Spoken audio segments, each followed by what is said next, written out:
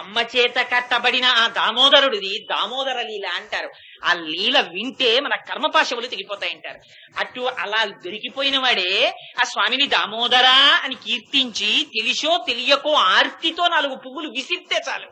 ఆయనకి ఇలా చెయ్యాలన్న నిబంధన కూడా లేదు. వెంకటేశ్వర స్వామి వారు అంత గుడి కట్టినవాడు తొండమాన్ చక్రవర్తి. అహంకారం ఉండేది ఆయనకి. రోజు నేను బంగారు తులసి దళాలతో పూజ చేస్తున్నాను అనుకునేవాడు. వెంకటేశ్వర స్వామి వారు బుద్ధి చెప్పాలనుకున్నారు. బుద్ధి చెప్పాలనుకుని అందులో మట్టి తులసి దళం కనపడింది. రోజున ఏమిటి మట్టి తులసి దళం వచ్చిందన్నారు. వెంకటేశ్వర స్వామి వారు వచ్చి చెప్పారు, నువ్వు బంగారు తులసి దళాలతో పూజ చేస్తున్నాను, రాజుని ఆనంద నిలయం కట్టించాలని అహంకరిస్తున్నావు. అందుకని నన్ను నువ్వు గుర్తెరగలేకపోయావు. అసలు నా భక్తుడెవరో చూపిస్తాను రా. కుమ్మరివాడు ఒకడు ఉన్నాడు కుండలు చేసుకుంటూ. వాడు దొరికిన దాన్ని తింటూ మట్టితో తులసి దళాలు చేసి, తులసి దళాలు కూడా దొరకకపోతే మట్టి దళాలు నా పాదాల మీద పూజ చేస్తాడు. నా పాదముల మీద పడే పువ్వులు ఏమిటో తెలుసా? మీరందరూ చేసే పూజలవి కావు. వాడు చేస్తున్న దళాలు వచ్చి నా పాదాల మీద పడుతున్నాయి. గభీరే కాసారే విశతి విజనే ఘోర విపినే విశాలే శైలే చభ్రమతి కుసుమార్థం జడమతి సమర్ప్యై చేత సరసిజముమానాథ భవతే సుఖేన వస్తాతుం జనహ్యకి చ విజానాతికి మహో అంటారు శంకరాచార్యులు వారి శివానంద లహరిలో. ఎందుకురా పిచ్చెక్కి కొండలు ఎక్కుతున్నాడు, సముద్రాల్లో కెడుతున్నాడు, నదుల్లో కెడుతున్నాడు, తోటల్లో కెడుతున్నాడు. ఆ పువ్వుల పరమేశ్వరుడు కావాలన్నది. అహింస ప్రథమం పుష్పం, పుష్పం ఇంద్రియ నిగ్రహ, సర్వభూత దయా పుష్పం, క్షమా పుష్పం విశేషిత, జ్ఞాన పుష్పం, తప పుష్పం, సత్యమస్త విధం పుష్పం, విష్ణోహ ప్రీతికరం భవేత్. ఆ పువ్వులైన అడిగాడు. అందుకని మనస్సుతో ఆ స్వామికి, అంటే మనస్సుతో చేస్తే చాలా అండి గుడికి రావక్కర్లేదా అనకూడదు. ప్రారంభంలో ఉండేటటువంటి సాధకుడు మనస్సుని అక్కడ పెట్టడానికి ముందు కర్మేంద్రియాలని ఇక్కడికి తీసుకురావాలి. అందుకని శరీరంతో ప్రయత్నపూర్వకంగా ప్రదక్షిణం చేసి స్వామికి నమస్కరించాలి. అందుకని మహాజ్ఞానులే భక్తిని విడిచిపెట్టలేదు. శంకరాచార్యుల వారే స్తోత్రం చేయడం మానలేదు, దేవాలయాలకు వెళ్ళడం మానలేదు. రామానుజాచార్యుల వారే స్తోత్రాలు చేయడం మానలేదు. మధ్వాచార్యుల వారే స్తోత్రం చేయడం మానలేదు. రామకృష్ణ పరమహంసే కాళికార్చన మానలేదు. మనం ఎంతటి వారం. అందుకని ఆ భక్తి విడిచిపెట్టకూడదు. ఆ భక్తి అన్నది చేతిలో ఉన్నదా పరమాత్మ అంతగా వివశుడవుతాడు. అందుకే శంకరులు అంటారు, మోక్ష సాధన సామాగ్ర్యాం భక్తిరేవ గరీయసి. అన్నిటికన్నా భక్తి చాలా గొప్పదంటారు. వటుర్వా గేహీవా యతిరిపి జటీవా తదితరో నరో వా యక్కశ్చిద్భవతు భవకింతేన భవతి యదీయం హృత్పద్మం యది భవదధీనం పశుపతే తదీయస్త్వం శంభో భవసి భవభారంచ వహసి అంటారు శంకరులు. ఎవరు ఆయన పాదముల మీద మనస్సు అనేటటువంటి పుష్పాల్ని సమర్పిస్తున్నారో అటువంటి వాళ్ళని రక్షించడానికి అనన్యాస్చింతయంతో మాం జే జనాః పర్యుపాసతే తేషాం నిత్యాభియుక్తానాం యోగక్షేమం వహామ్యహం అని ప్రతిజ్ఞ చేశాడు. అందుకని వెంకటేశ్వర స్వామి వారు తొండమాన్ చక్రవర్తిని తీసుకెళ్లి చూడమంటే ఆ ఎండలో నడిచి వెళ్లి కళ్ళు తిరిగి పడిపోయాడు ఆ కూర్ముడింటి దగ్గర. కూర్ముడు వచ్చి ఆ నీళ్లు చల్లి పైకి లేపితే ఎవరిక్కడ కూర్ముడు అని అడిగాడు. నేనే అన్నాడు. కటిక దరిద్రంతో మట్టితో కూడిన పంచెతో ఉన్నాడు. ఏమిటి నువ్వు వేస్తున్న మట్టి తులసి దళాలా వెంకటేశ్వర స్వామి వారి పాదాల మీద పడుతున్నాయన్నాడు. నాకు అంతే వచ్చు స్వామి, ఆ స్వామి నా స్వామిని నమ్మాను వేశానన్నాడు. అప్పుడు కూర్ముడికి వెంకటాచలంలో వెంకటేశ్వర స్వామి వారి ఇచ్చినటువంటి కటాక్షం ఏమిటో తెలుసా అండి? శ్రీదేవి భూదేవులతో అక్కడ ప్రత్యక్షమై తాను కట్టుకున్న బట్టలు విప్పి కూర్ముడికి కట్టారు. ఆయన తాను వేసుకున్న ఆభరణాలు కూర్ముడికి అలంకరించారు. కూర్ముడి భార్యకి లక్ష్మీదేవి తాను అలంకరించుకున్న ఆభరణాలను ఇచ్చింది. మీరు కావాలంటే ఆ బ్రహ్మవైవర్త పురాణంలో వెంకటాచలానికి సంబంధించినటువంటి కథ చదివి చూడండి. నేను అబద్ధం చెప్పాను. ప్రత్యక్ష ప్రమాణం. గుడి కట్టిన తొండమానికి దక్కలేదు ఆ అదృష్టం, ఒక కూర్ముడికి దక్కింది. కావలసింది మనస్సు. అది చెప్తోంది వాళ్ళ గోదాదేవి. నీకు ఆ మనస్సుందా? నువ్వు అటువంటి ఆర్ద్రతతో కూడిన మనస్సుతో ఎలా పూజ చెయ్యాలో తెలియకపోయినా 4 పువ్వులు విసిరావా స్వీకరించడానికి ఆ స్వామి సిద్ధంగా ఉన్నాడు. అటువంటి పరమాత్మ యొక్క నామం ఒక్క నామం, ఏకశబ్ద సమ్యజ్ఞాత సృష్ట ప్రయుక్త స్వర్గే లోకే కామదుగ్భవతి అంటుంది శాస్త్రం. ఒక్క నామం చెప్పు చాలు. శ్రీరామ రామ రామేతి రమే రామే మనోరమే సహస్రనామ తత్తుల్యం రామనామ వరానని అంటారు పరమశివుడు. ఒక్క నామం చెప్తే చాలు, ఆయన సిద్ధంగా ఉన్నాడు స్వీకరించడానికి. ద్రౌపదీదేవి ఏకవస్త్రయ్యి రజస్వల దోషంతో స్వామి నామం పలికింది. ఏమడ్డొచ్చింది? ఆవిని రక్షించాలా వస్త్రాలనిచ్చి. గీత వినే ముందు ఆ యుద్ధంలో కురుక్షేత్రంలో భగవద్గీత బోధ చేసే ముందు గంగానది స్నానం చేసి వచ్చాడు అర్జునుడు. ఆయనకి పాత్రత ఏమిటి? ఆర్తి. అన్నింటికన్నా కావలసినది ఆర్తి. ఆ ఆర్తి ఉన్నదా? భగవంతుని యొక్క పాదముల యందు నీకు పూనిక ఉన్నదా? ఆ విశ్వాసం ఉన్నదా? అది నిన్ను ఉద్ధరిస్తుంది. తల్లి గోదాదేవి చేసేటటువంటి విజ్ఞాపన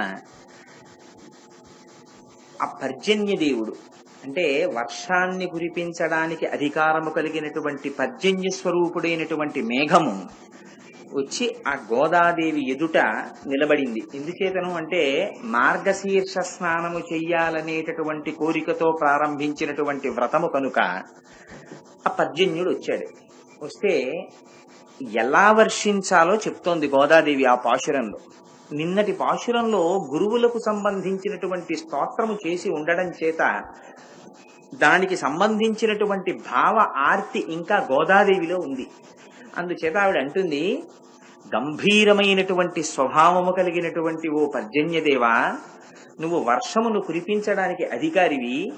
నువ్వు నీ యొక్క ఔదార్యమును ఎంత మాత్రమూ సంకోచింప చెయ్యకుండా గహనమైనటువంటి సముద్ర మధ్య భాగములోనికి ప్రవేశించి కడుపు నిండా నీటిని త్రాగి త్రేన్పు వంటి ఒక ధ్వనిని చేసి నిరాధారమైనటువంటి ఆకాశ మార్గమునందు ప్రయాణించి అక్కడ వ్యాపించి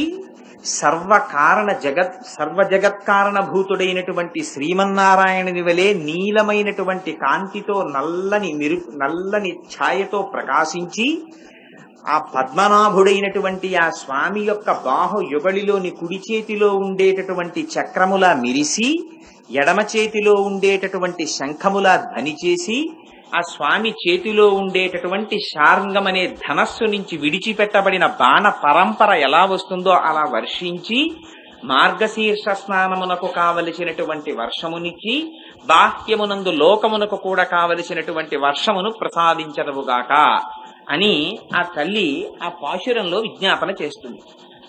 అయితే ఇందులో ఉన్నటువంటి చాలా చిత్రమైనటువంటి భావన, ఆ తల్లి ఆ పాశురాన్ని అడ్డుపెట్టి చాలా గొప్ప విషయాల్ని ప్రస్తావన చేస్తోంది.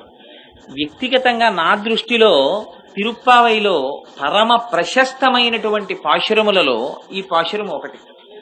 ఎందుచేతనంటే దీన్ని గురువులకు సంబంధించినటువంటి వైభవాన్ని స్తోత్రం చేసినటువంటి పాశురం ఈ పాశురం పరమ పవిత్రమైనటువంటి పాశురం. ఇందులో భావన మన మనస్సులో నిలబడి ప్రతిరోజు లేవగానే గురువులకి నమస్కరించగలిగితే నిజంగా జీవితం కుదుటున పడి ఒక మార్గాన్ని చేరుకుంటుంది.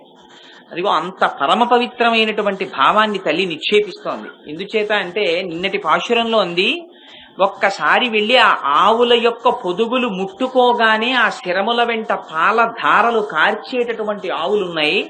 ఆ వెళ్ళినటువంటి శిష్యులు పాలు పితకడమే ఆలస్యం, కుండ పెట్టి కుండ తీసే లోపల పాలు నేలన కారిపోతాయి. అంతగా పాలు స్రవించగలిగినటువంటి ఆవులు అంది. అవి ఏవో కావు, గురువులు. ఆ గురువుల యొక్క పాదము పట్టి ప్రణిపాతము చేసినంత మాత్రము చేత ఆ శాస్త్రములకు సంబంధించినటువంటి విశేషములను తమ వాగ్ఝరితో ప్రవహింపచేయగలిగినటువంటి ఔదార్యము కలిగినటువంటి గురువులు స్తుతి చేయబడ్డారు అని నిన్నటి రోజున విజ్ఞాపన చేశాం. ఇంకా గురువైభవం తల్లి యొక్క హృదయంలో నిలిచిపోవడం చేత ఇవాళ దానికి కొనసాగింపుగా అమ్మ అంటుంది, గంభీరమై ఔదార్యము కలిగినటువంటి ఓ పర్జన్యదేవా, నీ ఔదార్యము తగ్గిపోకుండా నువ్వు వర్షించాలి. ఔదార్యం అంటే దానము చెయ్యడం అంటే దానికి రెండు గుణాలు ఉండాలి. ఒకటి, అసలు దానం చెయ్యడానికి వాడి దగ్గర ఏమైనా ఉండాలి, ఉంటే కదా వాడు దానం చేసేది. దానం చెయ్యడానికి ఉండడం ఒకెత్తు, పాత్రతను ఎరిగి దానము చెయ్యడం ఒకెత్తు. ఎందుచేతనంటే అన్ని వేళలా దానము పుచ్చుకోవడానికి సరి అయినటువంటి వ్యక్తి దొరకడం కూడా అంత తేలికేం కాదు. మన సనాతన ధర్మంలో చాలా ఆశ్చర్యకరమైన విషయం ఏమిటంటే, దానము పుచ్చుకునేటటువంటి వాడు దానం ఇచ్చిన వాడికి నమస్కారం చేయడు, దానం ఇచ్చిన వాడు దానము పుచ్చుకున్న వాడికి నమస్కారం చేస్తాడు. అందులో ఎన్నో రహస్యాలున్నాయి. ఒకటి, దానం ఇచ్చేటటువంటి వాడు అహంకారంతో దానం చేయడు, చతుర్థీ విభక్తి వేసి నమః అంటాడు. ఇది నాది కాదు, యావదావర్తతే చక్రం యావతీచ వసుంధర తావత్వభయసర్వత్వం స్వామిత్వం అనువర్తయ అని ఆ స్వామి నాయందు కటాక్షించి నాకైశ్వర్యం ఇచ్చాడు. ఆయనదైన ఐశ్వర్యాన్ని ఆయన నాకిచ్చి నా చేత ఈ దానము చేసేటటువంటి భాగ్యం ఇచ్చాడని వినయ విధేయతలతో దానం చేస్తాడు. ఎదురుగుండా ఉన్న వాళ్లలో విష్ణు స్వరూపాన్ని చూసి దానం చేస్తాడు. కాదు, ఒకనాడు దానము చెయ్యి కాబట్టి ఇవాళ కిందుంది, ఇవాళ పరమేశ్వరుని అనుగ్రహము ప్రసరించింది కనుక నా చెయ్యి పైనుంది. ఇలా దానము చేసేటటువంటి అదృష్టము సర్వకాలముల యందు నాకు ఉండాలనేటటువంటి ఆర్తితో దానం చేస్తాడు. అందుచేత దానము ఒకసారి చేసిన తరువాత ఇహ మళ్ళీ నేను దానం చేశాను ఈ వస్తువునన్న భావన వాళ్ళ మనస్సులో ఉండకూడదు. అందుకే చతుర్థీ విభక్తి వేసేస్తారు. నమః, ఇది నాది కాదంటారు. ఇది నాది కాదు అని చెప్పేసి దానం చేసేసిన తరువాత ఇంకా మళ్ళీ ఎప్పుడైనా ఆ వస్తువుని పెట్టుకునో పెట్టకనో ఆయన కనపడ్డాడు అనుకోండి, అదో ఒక ఆవుని దానం చేశాం, దానం చేస్తే ఆ ఆవు అటుగా వెళ్ళిపోతోంది. ఆయన ఆ దానాన్ని తీసుకున్నటువంటి బ్రాహ్మణుడు ఆ ఆవుని తీసుకుని వెడుతున్నాడు. గబగబా ఇంటికి వచ్చినటువంటి బంధువుల్ని పిలిచి అదిగో ఆ ఆవు ఆయనకి నేనే ఇచ్చానని అనకూడదు. ఒకసారి నమః అని చతుర్థీ విభక్తి వేసి ఇచ్చేసిన తరువాత దాని మీద మానసికమైనటువంటి బంధుత్వము కూడా తెగిపోవాలి. తెగిపోయి ఇచ్చేసిన తరువాత ఇంకా ఆ భావన లోపల ఉండకూడదు. ఉండకుండా ఇచ్చినటువంటిదే దానం. కానీ కన్యాదానం అంటారు, కానీ ఆడపిల్లని దానం చేసేటప్పుడు మాత్రం చతుర్థి విభక్తి వేసేసి ఇచ్చేయరు. అందుకే ఇంకా తండ్రి గారికి అధికారం ఉంటుంది ఆడపిల్లని ఇచ్చిన తర్వాత కూడా. అందుకని మాతామహుడు అవుతాడు. అందుకే ఆశీర్వచనం కూడా పెద్దలు అలా చెప్పారు. ఒకవేళ కొడుకులు లేకపోతే కొడుకులు పుట్టాలి, ఒకవేళ కొడుకులు లేకపోయినటువంటి వాళ్ళకి కూతుళ్ళు ఉన్న వాళ్ళకి ఆ కూతురు కడుపున కొడుకు పుట్టాలన్నారు. ఎందుకంటే దౌహిత్రుడు పుడతాడు కనుక, కొడుకుతో సమానం కనుక. అందుకని పెద్దలు చేసినటువంటి ఆలోచనలు, పెద్దలు చెప్పినటువంటి మార్గములు అంత ధార్మికతతో కూడుకున్నవై ఉంటాయి. సరే, ఇవాళ అమ్మవారు అంటుంది నువ్వు ఔదార్యము తరగని విధంగా దానం చెయ్యాలంటుంది. ఇచ్చేటటువంటి వాళ్ళు తమ విభవమునకు తగినట్టు దానం చెయ్యాలి. తనకి ఎంత ఐశ్వర్యం ఉండాలి, ఆ ఐశ్వర్యముతో పాటుగా ఇవ్వాలనేటటువంటి బుద్ధి ఉండాలి. ఈ రెండు కూడితే కాని దానం చెయ్యలేడు. ఐశ్వర్యం ఉంటుంది కానీ దానం చెయ్యడు. ఎంత చిత్రం అంటే కూడబెడతాడు తీసుకొచ్చి ఈ కూడబెట్టడానికి నృసింహ శతకంలో చాలా అందమైనటువంటి ఉపమానం ఒకటి ప్రయోగించాడు మహానుభావుడు. ఎంత కూడబెడతాడంటే తేనెటీగ కూడబెడుతుంది. ఎంత కష్టపడి కూడబెడుతుందంటే పువ్వు దగ్గరికి వెడుతుంది, వెళ్ళి ఇంతంత మకరందపు చుక్కలు పట్టుకొచ్చి మైనంతో గదులు కడుతుంది, ఎక్కడో చెట్టు మీద ఇల్లు పెట్టుకుంటుంది, ప్రతి గదిలో తేనె పోస్తుంది, తేనె పోసి ఆ మైనంతో మూత పెడుతుంది. ఇంత చేసి ఎవరైనా ఉట్టినే ఆ చెట్టు కింద నుంచి వెళ్ళిపోతున్నంత మాత్రం చేత తన తేనె తీసుకుపోతారేమో అని వాళ్ళది పుట్టేస్తుంది. అమ్మో అక్కడ తేనె పట్టు ఉందట ఎళ్ళకండిరా అంటారు. ఇంత కష్టపడి తేనె తీసుకొచ్చి అందులో దాస్తే తుదకు ఆ తేనె తాగేవాడు ఎవరో తెలుసా అండి? తల్లి గర్భము నుండి ధనము తేడెవ్వడు వెళ్లిపోయేడినాడు వెంటరాదు, లక్షాధికారైన లవణమన్నమే కాని మెరుగు బంగారంబు మింగబోడు, పొందుగా మరుగైన భూమి లోపల పెట్టి దాన ధర్మము లేక దాచి తుదకు దొంగలకిత్తురో దొరలకౌను, తేనె జుంటీగలీయవా తెరువరులకు, భూషణ వికాస శ్రీధర్మ పురనివాస, దుష్ట సంహార నరసింహ దురిత దూర అంటాడు.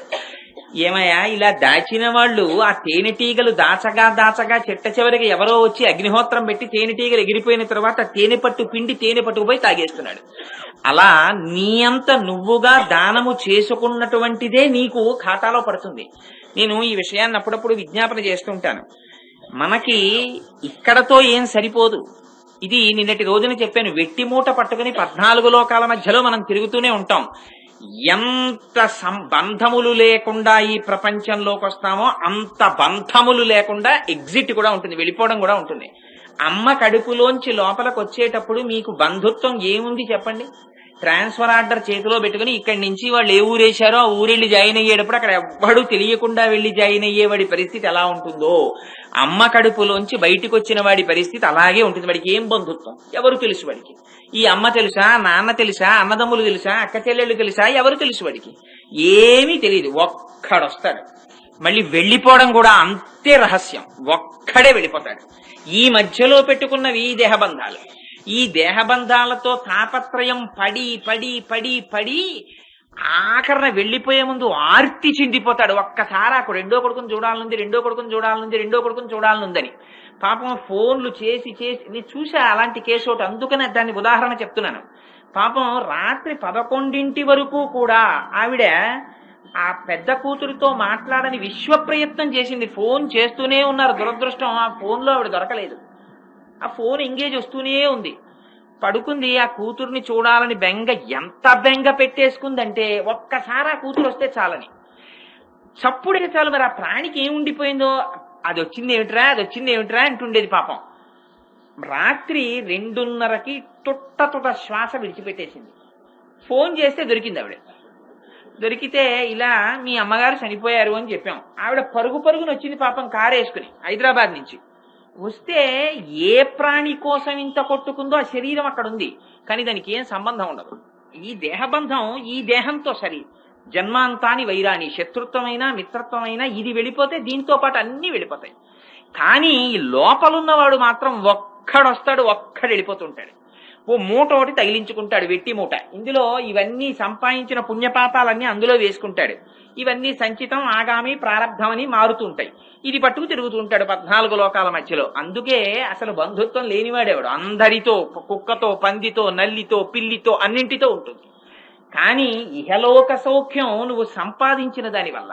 పారలౌకిక సౌఖ్యం అని ఒకటి ఉంటుంది. ఈ డబ్బు అక్కడ పనికిరాదు. ఇక్కడ నువ్వు సంపాదించిన డబ్బు ఇక్కడతో సరి. కానీ చిత్రం ఏమిటంటే ఇక్కడ మీరు ₹1,00,00,000 సంపాదించి ₹1,00,000 బ్రీఫ్ కేసులో పెట్టుకుని అమెరికాలో దిగి 1,00,000 ఇస్తే టీ ఇవ్వరు. దీన్ని డాలర్లుగా మార్చుకోవాలి. తెలివైన వాడు డాలర్లుగా మార్చుకుని అక్కడికి వెడితే ఏదో ఒకటో రెండో ఇస్తే టీ ఇస్తారేమో బహుశా. అలా ఇక్కడ సంపాదించినటువంటి దాన్ని పిల్లల్ని ఎండగట్టి దానం చెయ్యాలని అలా ఎక్కడా చెప్పలేదు శాస్త్రాలు. కానీ తనకున్న దానిలో కొంత పాత్రత నిరిగి దానం చెయ్యమన్నారు. అది కూడా దేశకాలాదులను అనుసరించి దానము చేసి తీరాలి. చేయకపోతే వాడి ఖాతాని వాడు పాడు చేసుకున్నవాడు అవుతాడు. ఆవిడ మహాతల్లి ఇవాళ ఏ లోకంలో ఉన్నారో నాకు తెలియదు, కానీ చింతలపూడి ఆ అమ్మగారు చెప్పిన మాట నేను ఇప్పటికి మర్చిపోలేదు. ఆవిడ ఒకసారి అన్నారు ఉపన్యాసానికి వెళ్తే, నేను పెద్దాపురంలో, ఓరి పిచ్చాడా తెల్లారు లేస్తే విశాఖపట్నం వెడతానని పెట్టి చదువుతుంటావు. ఆ విశాఖపట్నం వెడతావో తెలీదు, వెళ్ళదో తెలీదు, ఆ రైలు ఎడుతుందో తెలీదు, వెళ్ళతో తెలీదు. ఇక్కడికి వచ్చిన వాడికి మళ్ళీ రిటర్న్ జర్నీ టికెట్ మాత్రం బుక్ అయిపోయింది. అది ఎవ్వడికి తెలియదు. వాడు జేబులో పెట్టుకు తిరుగుతుంటాడు ఆ టికెట్ ని. కానీ దానికి ఏం పెట్టి సర్దుకుంటున్నావురా అని అడిగేది ఆవిడ. దానికి కూడా ఓ పెట్టి సర్దకపోతే కిందటి జన్మలో సంపాదించినదోటి ఉంది బ్యాంకులో పుణ్యం, దానికి విత్డ్రాయల్ ఫామ్స్ వెళ్ళే ఈ జన్మలో. అందుకని ఈ జన్మలో విశేషముగా ఆర్జించావు, ఈ ఉపాధితో ఆర్జించావు కనుక ఈ ఉపాధితో సంబంధం పెట్టుకున్న వాళ్ళందరూ అనుభవిస్తారు. మళ్లీ క్రెడిట్ లేదు. నువ్వు పారలౌకిక సౌఖ్యానికి, ఇహలోక సౌఖ్యానికి, ఉత్తర జన్మలలో సంపాదించవలసిన దానికి కావలసినటువంటి దానంతో ప్రవర్తించలేదు కాబట్టి ఖాళీ. కాబట్టి మళ్లీ వచ్చే జన్మలో అదే చెయ్యి ఉపాధి మారుతుందంతే. మారి ఎక్కడ నువ్వు సంపాదించావో అక్కడ చెయ్యి చాపి తిరుగుతుంటావు. ఇదే కృష్ణ పరమాత్మ యొక్క బాల్య క్రీడల్లో చెప్తారు. లీలల్లో వారి ఇల్లు చొచ్చి కడవల దూరంబుగా నీయి తాగి తుద నాకడవల్ వీరింట నూసితుండెడ వారికి వీరికి పెద్ద వాదయ్య సతి. ఆయన వాళ్ళ ఇంటికి వెళ్ళేవాడు, ఆ కొండలో ఉన్న నెయ్యంతా తినేసేవాడు. వాళ్ళ కొండ మీద ఏదో పేరుండేది, చాకో అని, అంటే చాగంటి కోటేశ్వరరావు అని. ఆ నెయ్యి ఆ కొండ పట్టుకెళ్ళి పక్క వాళ్ళ ఇంట్లో పెట్టేవాడు. ఆ ఇంటి పేరు నాకెందుకు, నా ఇంటి పేరు ఒకటి నేను చెప్పుకుంటే చాలు, ఆ ఇంట్లో పెట్టేవాడు. పొద్దున్న లేచేవారు, ఈ ఇంటి కుండ ఆ ఇంట్లో ఉంటే మా ఇంట్లో నెయ్యి నువ్వు తినేసావు, మా కొండ అదిగో నీ ఇంట్లో ఉందని దెబ్బలాడుకునేవారు. లోపల నెయ్యి ఉంది కాబట్టి కొండకి విలువ. కానీ పరమేశ్వరుడికి తెలిసి ఆ కొండలో నెయ్యి ఎప్పుడు తీసేయాలో. అది తీసేసిన నాడు ఖాళీ కుండగా పక్కింట్లో ఉంటావు. ఇక్కడ ఉండి ఐశ్వర్యం అనుభవించి పక్కవాణ్ణి చీత్కరించిన వాడివి అక్కడ ఖాళీ చేతులతో పుట్టి ఆ చేతిని జాపి తిరుగుతావు. కాబట్టి తస్మాత్ జాగ్రత్త. అందుకని ఇహలోకములో సంపాదించిన దానిని దానము చేసిన వాడు ఫారిన్ ఎక్స్చేంజ్ గా మార్చుకున్నట్టు. దానం అంటే అదో బ్యాంక్ అనుకోండి మీరు, అక్కడ దానం ఇస్తే వాడి ఖాతాలో పడుతుంది. దీన్ని బట్టి మళ్ళీ పారలౌకిక సౌఖ్యం ఉంటుంది. శ్రీగుణరత్న కోశంలో చెప్తారు, మళ్లీ జన్మనిచ్చేటప్పుడు పుర్రె చేత్తో పట్టుకుని బ్రహ్మగారు మొట్టమొదట రాస్తాడు లలాటం మీద, హరిణాపి హరేణాపి బ్రహ్మణాపి సురైరపి లలాట లిఖితారేఖ పరిమాష్ట్రం నశక్యతే. దాన్ని ఎవరు మార్చరిగా. ఒక్కొక్కటి సైడ్ హెడ్డింగ్లు పెట్టి ఆయన రాసేస్తాడు మిగిలినవి. ఆయుర్దాయము ఇన్ని శ్వాసలో, వీడి సరస్వతి కటాక్షము ఇంత కటాక్షము అన్ని రాసేస్తాడు. ఐశ్వర్యము అన్న సబ్ హెడింగ్ దగ్గరికి వచ్చేటప్పటికి బ్రహ్మగారికి స్వతంత్రత లేదు, ఆయన పూర్తి చేయకూడదు దాన్ని. ఓసారి ఆ పేరు చెప్పి వాళ్ళ అమ్మగారి వంక చూస్తాడు, ఎవరు లక్ష్మీదేవి వంక. వెనక్కి తిరిగి అమ్మా ఫలానా పేరమ్మా అంటాడు. అంటే ఆవిడ అసలు ఇలా పని చేసుకుంటున్నావిడో, లేకపోతే పద్మాననే పద్మవూరు పద్మాక్షి పద్మ సంభవే త్వాం భజస్వ పద్మాక్షీం ఏన సౌఖ్యం లభామ్యహం అని కూర్చుని అసలు కన్ను కూడా ఎత్తలేదనుకోండి ఆవిడ ఎక్కటికి దరిద్రుడని రాసేస్తాడు. వచ్చేస్తుంది ఆ కపాలం భూమి మీదకి. ఆ పేరు చెప్పగానే వాడా అంటుంది అమ్మవారు. వాడా పాపం ప్రతినిత్యం తిరుగుతుండేవాడు రా నా కైంకర్యానికి, మహాభక్తుడు రా అని నోటితో కూడా అందట. ఆ పేరు చెప్పగానే అందిట.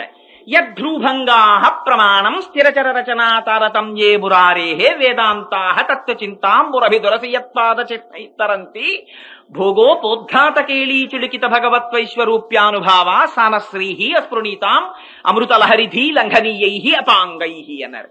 ఆ తల్లి కనుబొమ్మ ఎత్తితే ఐశ్వర్యం మారిపోతుంది.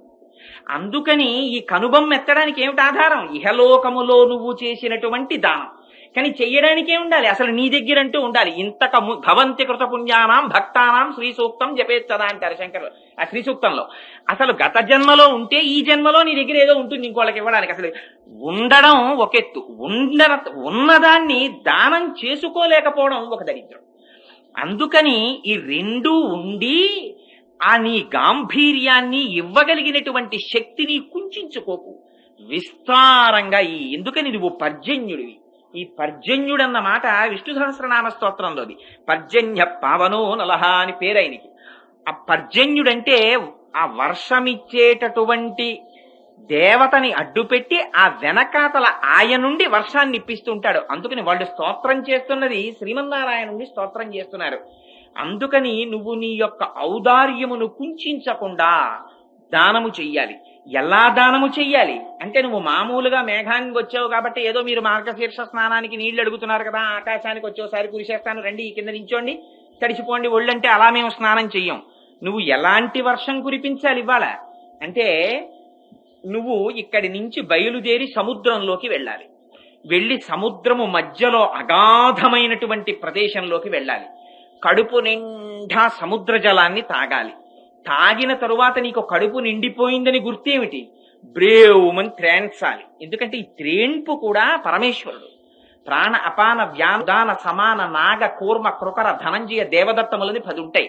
ఈ 10ంటితో నడిపిస్తుంటాడు ఆయన శరీరాన్ని. ప్రాణం అంటే కాపలా కుక్క, దీనికి శవానికి తేడా ఉండదు. రాత్రి అయితే అది పడి ఉంటుంది, ఇది పడి ఉంటుంది. కానీ ఇంటి యజమాని లోపల పడుకుంటే బయట కుక్క తిరుగుతుంటే, కుక్క తిరుగుతోంది కాబట్టి లోపల యజమాని ఉన్నాడని గుర్తు. ఎవరైనా వస్తే ఆ కుక్క ఉన్నది పాడుపడిపోలేదు ఆ కొంప, ఇంకా అక్కడ కుక్క ఉంది అంటే లోపల యజమాని ఉన్నాడు కాబట్టి కుక్కని కాపలా పెట్టాడని. అలా ఊపిరి తిరుగుతూ ఉంటుంది లోపలికి బయటకి, లోపలికి బయటికి. ఇది ఉన్నంతసేపు వీడు ఉన్నాడని గుర్తు. అందుకని ప్రాణముగా ఉంటాడు. అపానము క్రింద నుంచి వెళ్ళిపోతుంది, వ్యానము ఒళ్ళంతా ఉంటుంది, సమానము అవయవములన్నీ సమానముగా పెరిగేట్టు చేస్తుంది. నాగము, ఆ నాగమన్న వాయువు త్రేణుపుగా వస్తుంది. అది ఒక సిగ్నల్. కడుపుకి నాలుకకి బద్ధ విరోధం. మళ్ళీ ఈ శరీరంలోనే శత్రువులుంటారు, మిత్రులుంటారు. అందుకే రామాయణంలో పాత్రలకి, చాలా పాత్రలకి ఇక్కడ పేర్లే ఉంటాయి తెలుసా అండి. సుగ్రీవుడు, కుంభకర్ణుడు, శూర్పణక, ఇలాంటి పేర్లు శరీరావయవములకు సంబంధించినటువంటి పేర్లు చాలా రామాయణంలో ఉంటాయి. కబంధుడు, ఇవన్నీ. మళ్ళీ అలా పెట్టడం వెనకాతల కొంత రహస్యం ఉంటుంది. అందుకని ఇక్కడ కూడా శత్రుమిత్ర సంబంధం ఉంటుంది. ఇందులో కడుపుకి నాలుకకి కుదరదు స్నేహం. నాలుకకి ఎంతసేపు ఇంకా తిను ఇంకా తిను ఇంకా తినంటుంది రుచిని బట్టి. ఇది అంత తినకో అంత తినకో అంత తినకంటుంది.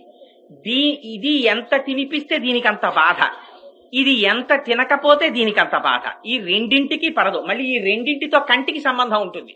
అందుకని ఉపవాసం అంటే తక్కువ తినడం. ఎందుకు తక్కువ తినడం అంటే, ఉప అంటే సమీపమునందు, వసి అంటే నివసించడానికి సత్వగుణ ప్రధానమైనటువంటి తగుమోతాదు ఆహారమును తీసుకోకపోతే ఏమైపోతుందంటే శరీరం పడిపోతుంది. అందుకని కొద్ది ఆహారాన్ని మాత్రమే తీసుకుని శరీరాన్ని నిలబెట్టుకోకపోతే, ఎక్కువ తినేస్తే కడుపుకి నిండిపోతే కన్ను పడిపోతుంది.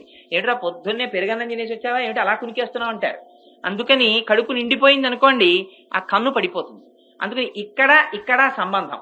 అలా ఆ లోపల ఉన్నటువంటి వాయువులే నడిపిస్తాయి. అందులో ఈ నాగమన్న వాయువు త్రేణుపు అంటే కడుపు నిండిపోయిందని లోపల నుంచి పరమాత్మ చెప్తాడు. ఇంకా నువ్వు రసేంద్రియానికి లొంగకు, ఇంకా తినకు, ప్రమాదకరమని. అది త్రేణుపు. అలా నువ్వు త్రేంచాలి. ఆ సముద్రములోకి వెళ్ళి కడుపు నిండా నీరు తాగి, నీకు నీరు తాగేవని ఏమిటి గుర్తు? నువ్వు ఒక్కసారి త్రేంచాలి. త్రేంచి నువ్వు మెల్లమెల్లగా ఆకాశ మార్గానికి ఎక్కాలి. ఎక్కి ఆకాశములోకి రావాలి. వచ్చి ఎలా నిలబడాలి? ఆ సర్వజగత్కారణభూతుడైనటువంటి శ్రీమన్నారాయణుడు నల్లని వర్ణముతో ఎలా వ్యాపించి ఉంటాడో అటువంటి కాంతితో నువ్వు వ్యాపించాలి. అనంతమైన నీలమైన ఆకాశమునందు నువ్వు రావాలి. వచ్చి ఆ నల్లదనముతో చల్లదనముతో నువ్వు వర్షించాలి. ఇదంతా మేఘానికి వాళ్ళు చెప్తున్నారు ఎలా వర్షించాలో. చిత్రం ఏమిటంటే, అసలు బాహ్యంలో వర్షము కోసమని వ్రతం చేస్తున్నారు కాబట్టి చెప్తున్నారు. కానీ వాళ్ళు స్తోత్రం చేస్తున్నది గురువుల్ని స్తోత్రం చేస్తున్నారు. అసలు ఆ గురువు అన్న మాటలో ఉంది రహస్యం అంతా. గు అంటే అజ్ఞానం, రు అంటే తీసేసేవాడు. గు అన్న అజ్ఞానాన్ని తీస్తాడు కాబట్టి ఆయనకి గురువు అని పేరు. ఆ గురువు యొక్క రుణం ఏమిచ్చి తీర్చుకోలేవండి శాస్త్రం. ఎవరికైనా ఏదైనా బహుమతినిచ్చానను, ఏదో ఒక వాళ్ళకి నేను ఉపకారం చేశాను అని అను, కానీ గురువుకి నేను ఈ ఉపకారం చేశానని కానీ గురువుకి నేను ఇటువంటిది పెట్టానని కానీ అనకు అంది. అందుకే వ్యోమవత్ వ్యాప్త దేహాయ దక్షిణామూర్తయే నమః అన్నారు. గురువు గారికి బట్టలు పెట్టామండి మేము అంటారేమో, గురువు అంటే ఆకాశం అంతటి వాడు, ఆయనకి నేయగలిగినటువంటి పంచల చాపులు నేసే శాలెవాళ్ళు పుట్టలేదు ఇంకా. అందుకని అటువంటి మహానుభావుడికి నువ్వు ఏమిచ్చి రుణం తీర్చుకుంటావు? ఒక్కటే ఒక్క పద్ధతి దానికి. 5 జ్ఞానేంద్రియాల్ని 5 కర్మేంద్రియాల్ని 10ంటిని కలిపి 11వదైన బుద్ధిస్థానపు శిరస్సుని కలిపి ఈ 2 చేతులని శిరస్సుని కలిపి వారి ముందు ఇలా వంచి నమస్కరించు. అలా నమస్కరించకపోతే ఆ పాపము కట్టి కుడుపుతుంది. గురువు సామాన్యమైన వాడు కాదు. ఎందుకంటే మనకి 3 అపచారాలు ఉంటాయి: భగవదపచారము, భాగవతపచారము, అసహ్యాపచారము అని. భగవతపచారం అంటే దేవాలయానికి వచ్చి దేవాలయంలో గోడలకి వీపాంచి కూర్చోవడం, గడపల్ని తొక్కడం. ఆ గడపలు సాక్షాత్తుగా మహాపురుషులు దేవాలయంలో గడపలై వస్తారు రోజు భగవద్ దర్శనం చెయ్యాలని. కులశేఖర ఆళ్వారు వారు ప్రార్థన చేస్తే తిరుమలలో మొట్టమొదటి గడప అయ్యారాయన. అందుకే దానికి కులశేఖర ఆళ్వార్ పడి అని పేరు ఆ గడపకి. అందుకని వాళ్ళు గోడలై, వాళ్ళు అరుగులై, వాళ్ళు గడపలై ఉంటారు. వాళ్ళకి వీపు లాంచి కూర్చోవడం, దేవాలయంలో లౌకిక ప్రసంగాలు చేయడం, ఇవన్నీ భగవతపచారాలు. కానీ తెలియక చేసిన దాన్ని మళ్ళీ భగవంతుడి దగ్గరికి వెళ్ళి నమస్కరిస్తే ఆయన క్షమిస్తాడు. భాగవతపచారం అని ఉంటుంది. అంటే భగవంతుడే మాకు సర్వస్వమని నమ్ముకుని నిస్వార్థంగా భగవంతుణ్ణి సేవ చేసేటటువంటి భక్తుల్ని అధిక్షేపిస్తే దాని వల్ల వచ్చే పాపాన్ని భగవంతుడు కూడా క్షమించాడు. మళ్ళీ భాగవతులే క్షమించాలి. 3వది అసహ్యాపచారం. అసలు ఇది ఎవ్వరూ ఎప్పుడూ ఎన్నడూ చెయ్యకూడని పని. ఇది గురువుల పట్ల చేసేటటువంటి అపచారం. ఈ అపచారం కొన్ని కోట్ల జన్మలు కట్టి కుడిపేస్తుంది. అంత ప్రమాదకరమైనటువంటి అపచారం. గురువు అంటే నిస్వార్థమైనటువంటి వ్యక్తి. ఇవాల్టి రోజున అయితే ప్రతివాణ్ణి మా గురుగారు అని పిలవడం అలవాటైంది, కానీ గురువు అన్న మాటకి విశేషమైనటువంటి పవిత్రత ఉంది. దానికి ఒక గురువు ఉంది. ఆ గురువు గురించి ఏకంగా గురు గీత ఉంది. ఆ గురువులు ఎన్ని రకాలుగా ఉంటారు: సూచక గురువు, వాచిక గురువు, బోధక గురువు, పరమ గురువు, నిషిద్ధ గురువు అని 5 గురువుల్ని చెప్పింది శాస్త్రం. అందుకని అటువంటి గురువుని, అందుకే మనకి ప్రార్థనా శ్లోకం కూడా గురు బ్రహ్మ, గురు విష్ణు, గురుర్దేవో మహేశ్వర, గురు సాక్షాత్ పరబ్రహ్మ, తస్మై శ్రీ గురవే నమః. మత్తూరు నుంచి ఒకసారి శారదాపీఠానికి ఒక సంస్కృత పండితుడు వచ్చాడు. ఆయనకు అసలు సంస్కృతం తప్ప ఇంకో భాష తెలియదు మాట్లాడడం. ఆయన ఈ ఒక్క శ్లోకాన్ని 2 గంటలు వ్యాఖ్యానం చేశాడు సంస్కృతంలో. ఆశ్చర్యపోయిన, నిజంగా అందులో అన్ని భావాలు ఉన్నాయా అని. గురువు బ్రహ్మ, గురువు విష్ణువు, గురువు మహేశ్వరుడు, గురువు పరబ్రహ్మ, గురువుని మించిన వాడు లేడు. అందుకని గురువుకు చేసిన నమస్కారానికి పరమేశ్వరుడు పొంగిపోతాడు. శ్రీమద్ రామాయణంలో గురువుల మాట నిలబెట్టిన శబరి మోక్షాన్ని పొందేసింది. గురువుల అనుగ్రహం ఉంటే పొందలేంది లేదు. కొడుకులు లేని దిలీపుడికి గురువు యొక్క శుశ్రూష చేత కొడుకు పుట్టాడు రఘుమహారాజు గారు. అందుచేత గురువులు కటాక్షించలేనిది లేదు ప్రపంచంలో. అందుకే పూర్వం రాజులు గురువుల్ని సేవించేవారు. ఆ గురువుల యొక్క వైభవం తన మనస్సులో ఉండిపోయింది అమ్మవారికి. అందుకని ఇవాళ గురువుల్ని స్తోత్రం చేస్తోంది ఆవిడ. పైకి మేఘం, ఆంతరమునందు గురువు. ఆ గురువు చేసేదేమిటి? అందరిలా తాను లౌకికమైనటువంటి భోగమును అపేక్షించడు. అందుకే మహాత్ముల గురించి భగవద్గీత చాలా ఆశ్చర్యకరంగా మాట్లాడింది. యానిషా సర్వభూతాని తస్యా జాగ్రత్త సంయమి, యస్యా జాగ్రత్త భూతాని సానిషాహ పశ్చతో మునేహే అంది. అందరూ చీకట్లో ఉంటే ఆయన వెలుతురులో ఉంటాడు. అందరూ వెలుతురులో ఉంటే ఆయన చీకట్లో ఉంటాడు. అందరూ విషయ ప్రపంచంలో లంపటమైపోయి సంసారములో మగ్నులైపోతే ఆయన ఒక్కడు పరమాత్మ గురించి ఆలోచించుకుంటుంటాడు. ఆయన పరమాత్మ యొక్క గుణ విభూతులలో లయమైపోయి ఉంటాడు. అందరూ సామాన్య ప్రపంచంలో పుట్టి పెరిగి లయమైపోతుంటే ఆయన ఒక్కడు భగవంతుని యొక్క గుణములను అనుభవిస్తూ వాటిని పంచిపెడుతూ జీవితాన్ని గడుపుతుంటాడు. అందుకని గురువు యొక్క జీవితమే త్యాగం. అందరిలా ఆయన జీవితాన్ని ఆయన గడపడు. ఆయనకి ఎప్పుడు భగవంతుని గురించినటువంటి ఆలోచన. ఆయన ఏం చేశాడు? అందరూ బయట ఉన్న నీరు తాగుతున్నారు, ఆయన సముద్రంలో మధ్యలో ఉన్న నీరు తాగాడు. అసలు సముద్రపు టొడ్డుకి వెళ్లి నీరు తాగడమే మహా కష్టం. ఎందుకని? కటిక ఉప్పు ఆ నీరు. బయట లౌకికమైనటువంటి ప్రపంచములో ఉన్న విషయ సుఖములను అనుభవించడం ప్రతివాడికి హాయే. కానీ ఆ తీపి వెనకాతల విషం ఉంటుంది, విషయంలో విషం ఉంది. కానీ ఈ ఉప్పులో అమృతం ఉంది. అందుకని గురువు కారణజన్ముడు. ఆయన చాలా క్లేశపడి గహనమైనటువంటి సముద్రం మధ్యలోకెళ్ళి కడుపు నిండా తాగుతాడు.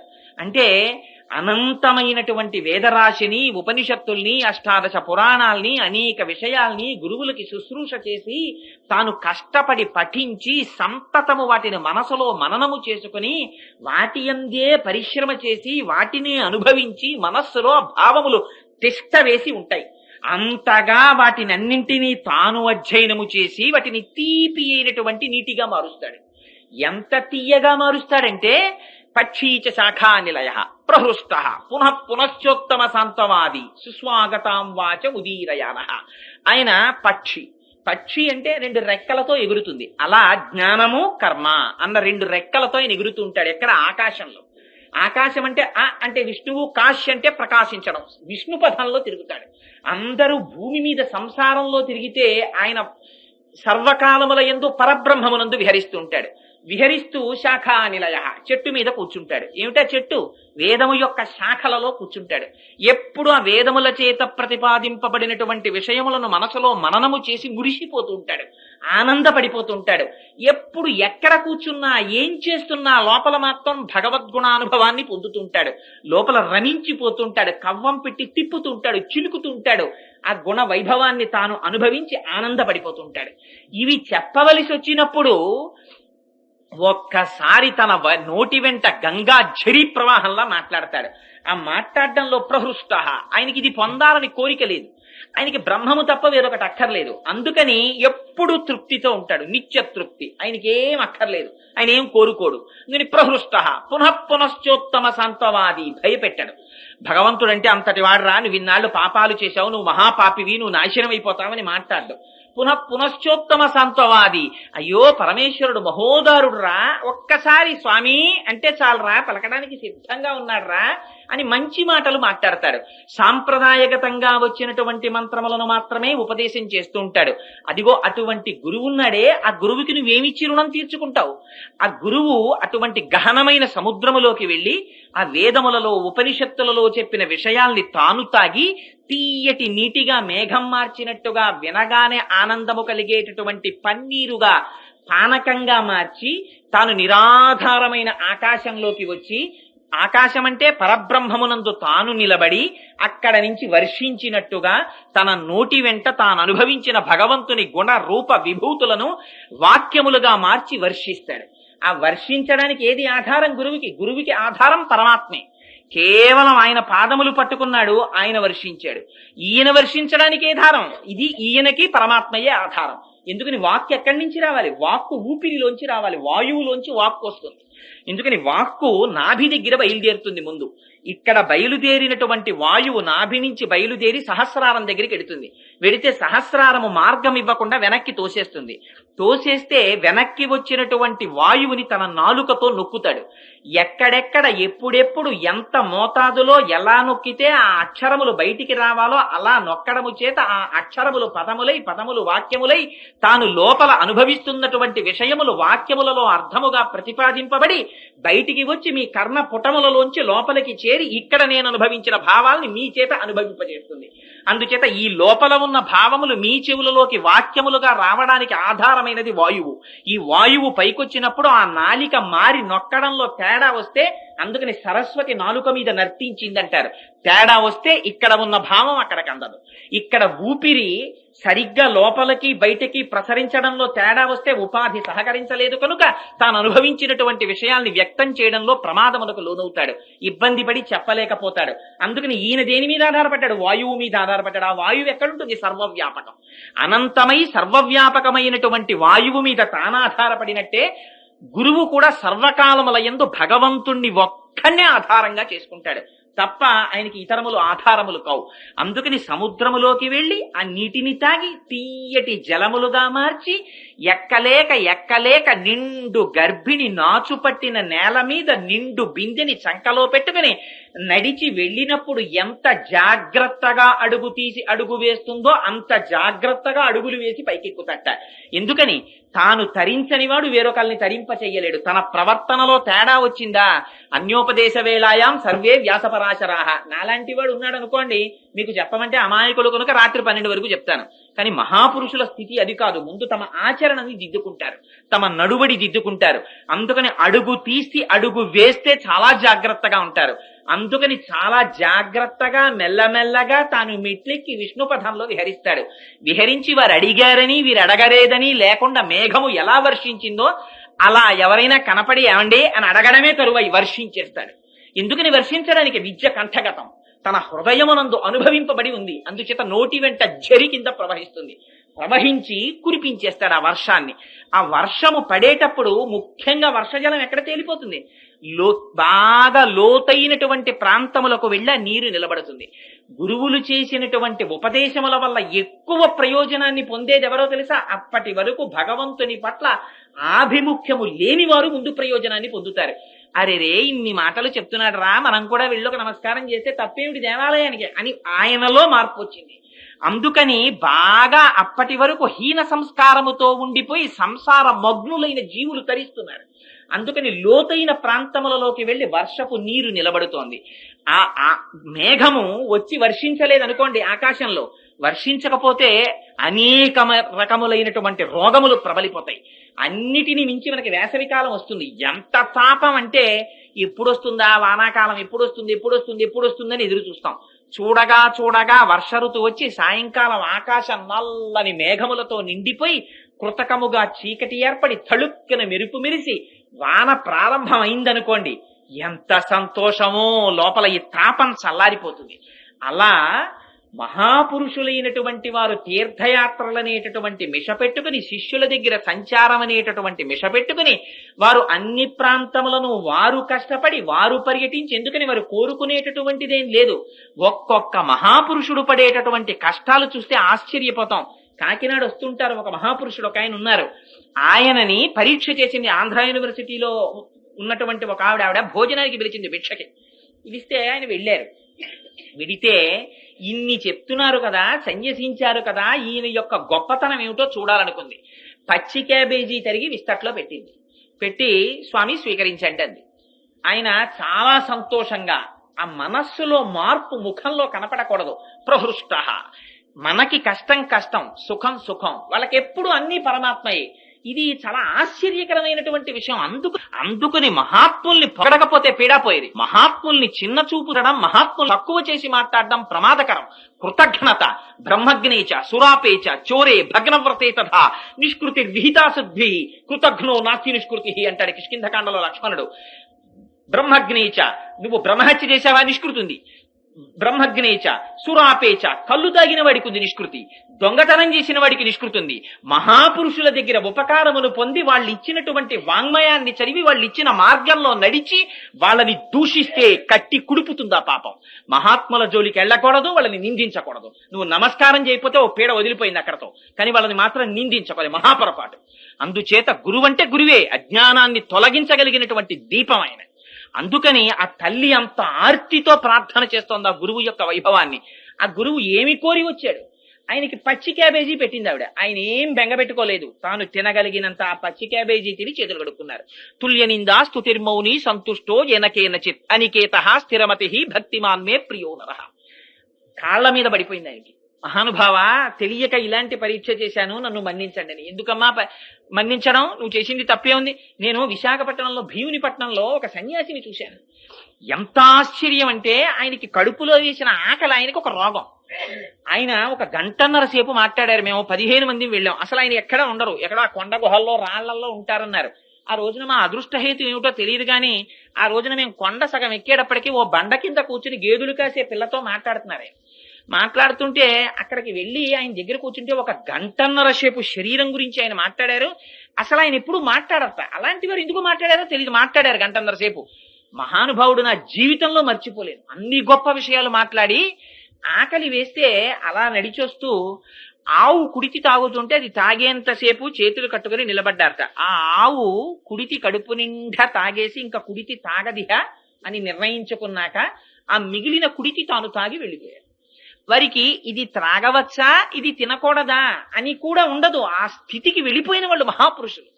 వాళ్ళకి పేరు పెట్టడం, వాళ్ళకి పద్దులు పెట్టడం, వాళ్ళని విమర్శించడం గొప్ప విషయాలు కావు. ఆ స్థాయికి ఎదగడం గొప్ప. ఎక్కడి నుంచి వచ్చావో నీకు తెలియదు, ఎక్కడికి వెళ్ళిపోతావో నీకు తెలియదు, ఎందుకు వచ్చావో తెలియదు. అసలు నీ పేరు, నీ శరీరం తెలుసుకోవడానికి నీకు 15 ఏళ్లు పడుతోంది. నీకు వృద్ధాప్యం వచ్చిన తర్వాత చితి మీద పెట్టాక ఓసారి కాలిపోతావు, చింతతో ప్రతినిత్యం కాలిపోతున్నావు. ఈ మధ్యలో ఉన్న కాసేపటి యవ్వనంలో నీకు ఎంత అల్లరు. వయసి గతే కామ వికార శుష్కే నీరే కక్కాసార క్షీణే విత్తే కప్పరివారో జ్ఞాతే తత్వే కస్తంసార అంటారు శంకరాచార్యుల వారు.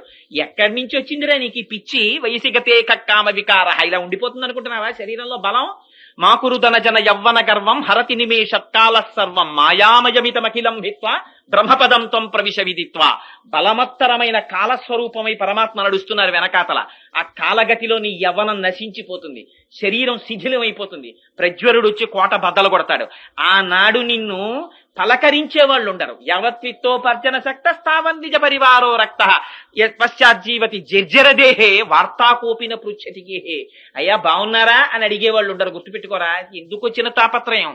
అటు నటించి పట్టుకోవలసిన వాడి పాదాలు పట్టుకో అంటారు. అలా పట్టుకున్న వాళ్ళు మహాపురుషులు, గురువులు. వాళ్ళు మనకు మార్గం చూపించినటువంటి వాళ్ళు.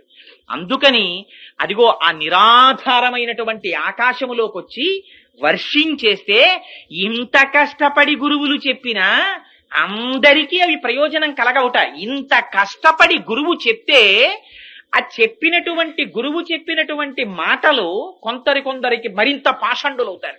సదాశివ బ్రహ్మేంద్ర స్వాముల వారు సర్వం బ్రహ్మమిదం జగత్ అని చెప్పుకుంటూ వెళ్ళిపోతున్నారు. వెళ్ళిపోతుంటే వెనక నుంచి ఒక ఆయన వచ్చాడు. వచ్చి, స్వామి అంతా బ్రహ్మమేనని కదా అంటున్నారు, ఈ శరీరం కాదు అని కదా అంటున్నారు అని ఒక కత్తోటి తువ్వాల్లోంచి తీసి గభాల చేయి నరికేశాడు. నరికేస్తే రక్తధారలు కారిపోతున్నాయి. మీరు కాదు కదా స్వామి చేయి నరికేశాను, ఏమిటి మీకు ఇబ్బంది అన్నాడు. సదాశివ బ్రహ్మేంద్రులు చూసి ఒక నవ్వు నవ్వి, అప్పటివారో కారు సదాశివ బ్రహ్మేంద్రులు, ఒక నవ్వు నవ్వి, అవునాయనా నేను చెప్పింది నీకు ఇంతవరకే అర్థమైంది, సరే కానీ యథార్థం అంతే అని వెళ్ళిపోతున్నారు. గభాలను వచ్చి చెయ్యి అంటుకుంది. వెనక చూసేవాడు ఒకడు ఉంటాడు. అటువంటి వాళ్ళకి ఆయన మీద పూనిక, ఇటువంటి వాళ్ళ మీద పట్ల వాళ్ళకి భయం ఉండదు. అందుకని అదిగో అటువంటి మహాపురుషులంటే వాళ్ళు. అందుచేత అటువంటి మహాపురుషులు ఆ నిరాధారమైనటువంటి ఆకాశంలోకి వచ్చి మేఘం వర్షించిన తరువాత మేఘం ఎవరి కృతజ్ఞత అడుగుతోంది చెప్పండి? మేఘం యొక్క వాన జిల్లేడు చెట్టు మీద పడితే ఆకులు రాలిపోతాయిట.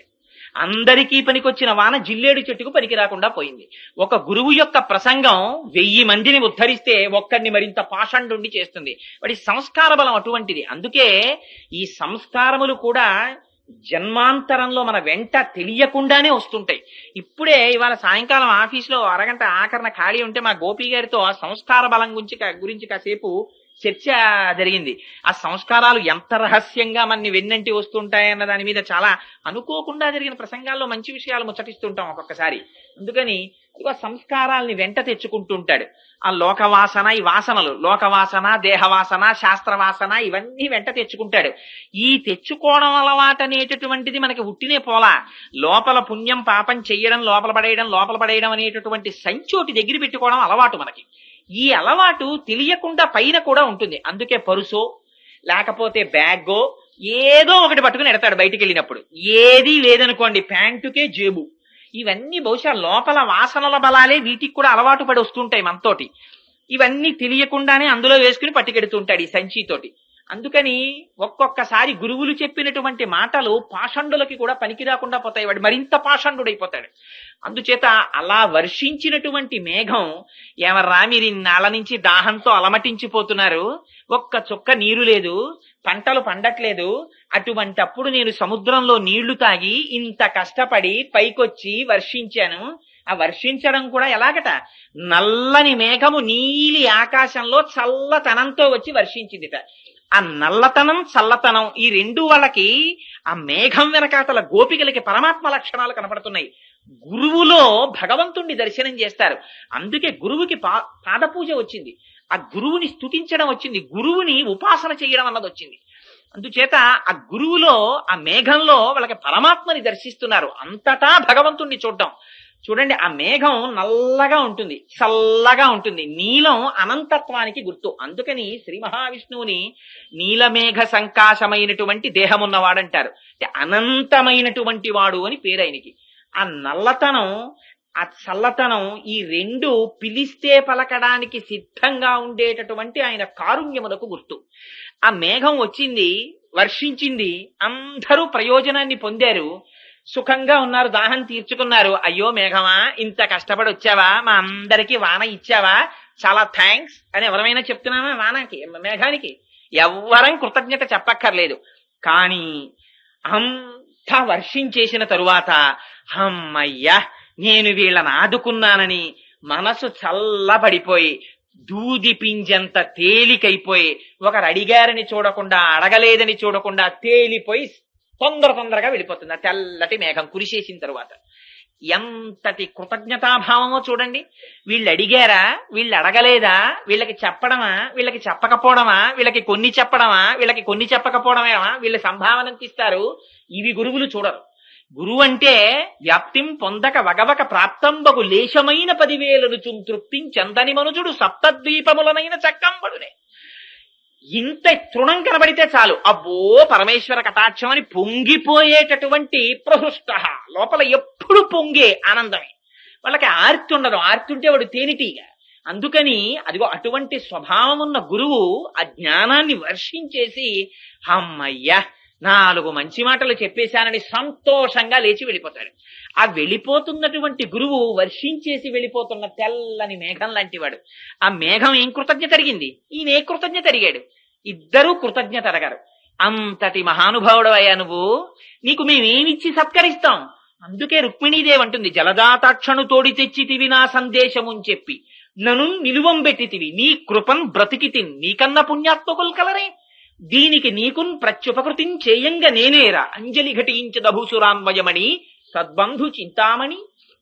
ఆయన చింతామణి లాంటివాడు, ఆయన ఏమివ్వలేడు గురువు అన్నవాడు. అందుకని అటువంటి మేఘంలా వెళ్ళిపోతాట. ఆ మేఘము వచ్చి వర్షించలేదనుకోండి, అంటువ్యాధులు ప్రబలిపోతాయి, చీడ పీడ వచ్చేస్తాయి.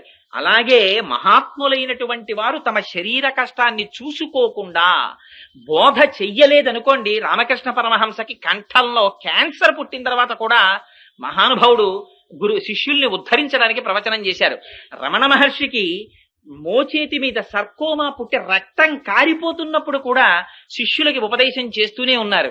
ఈ శరీరం గురించి బాధపడిపోయిన వాళ్ళు మహాత్ములు కారు, శరీరము గురించి బాధ పడనటువంటి వాళ్ళు.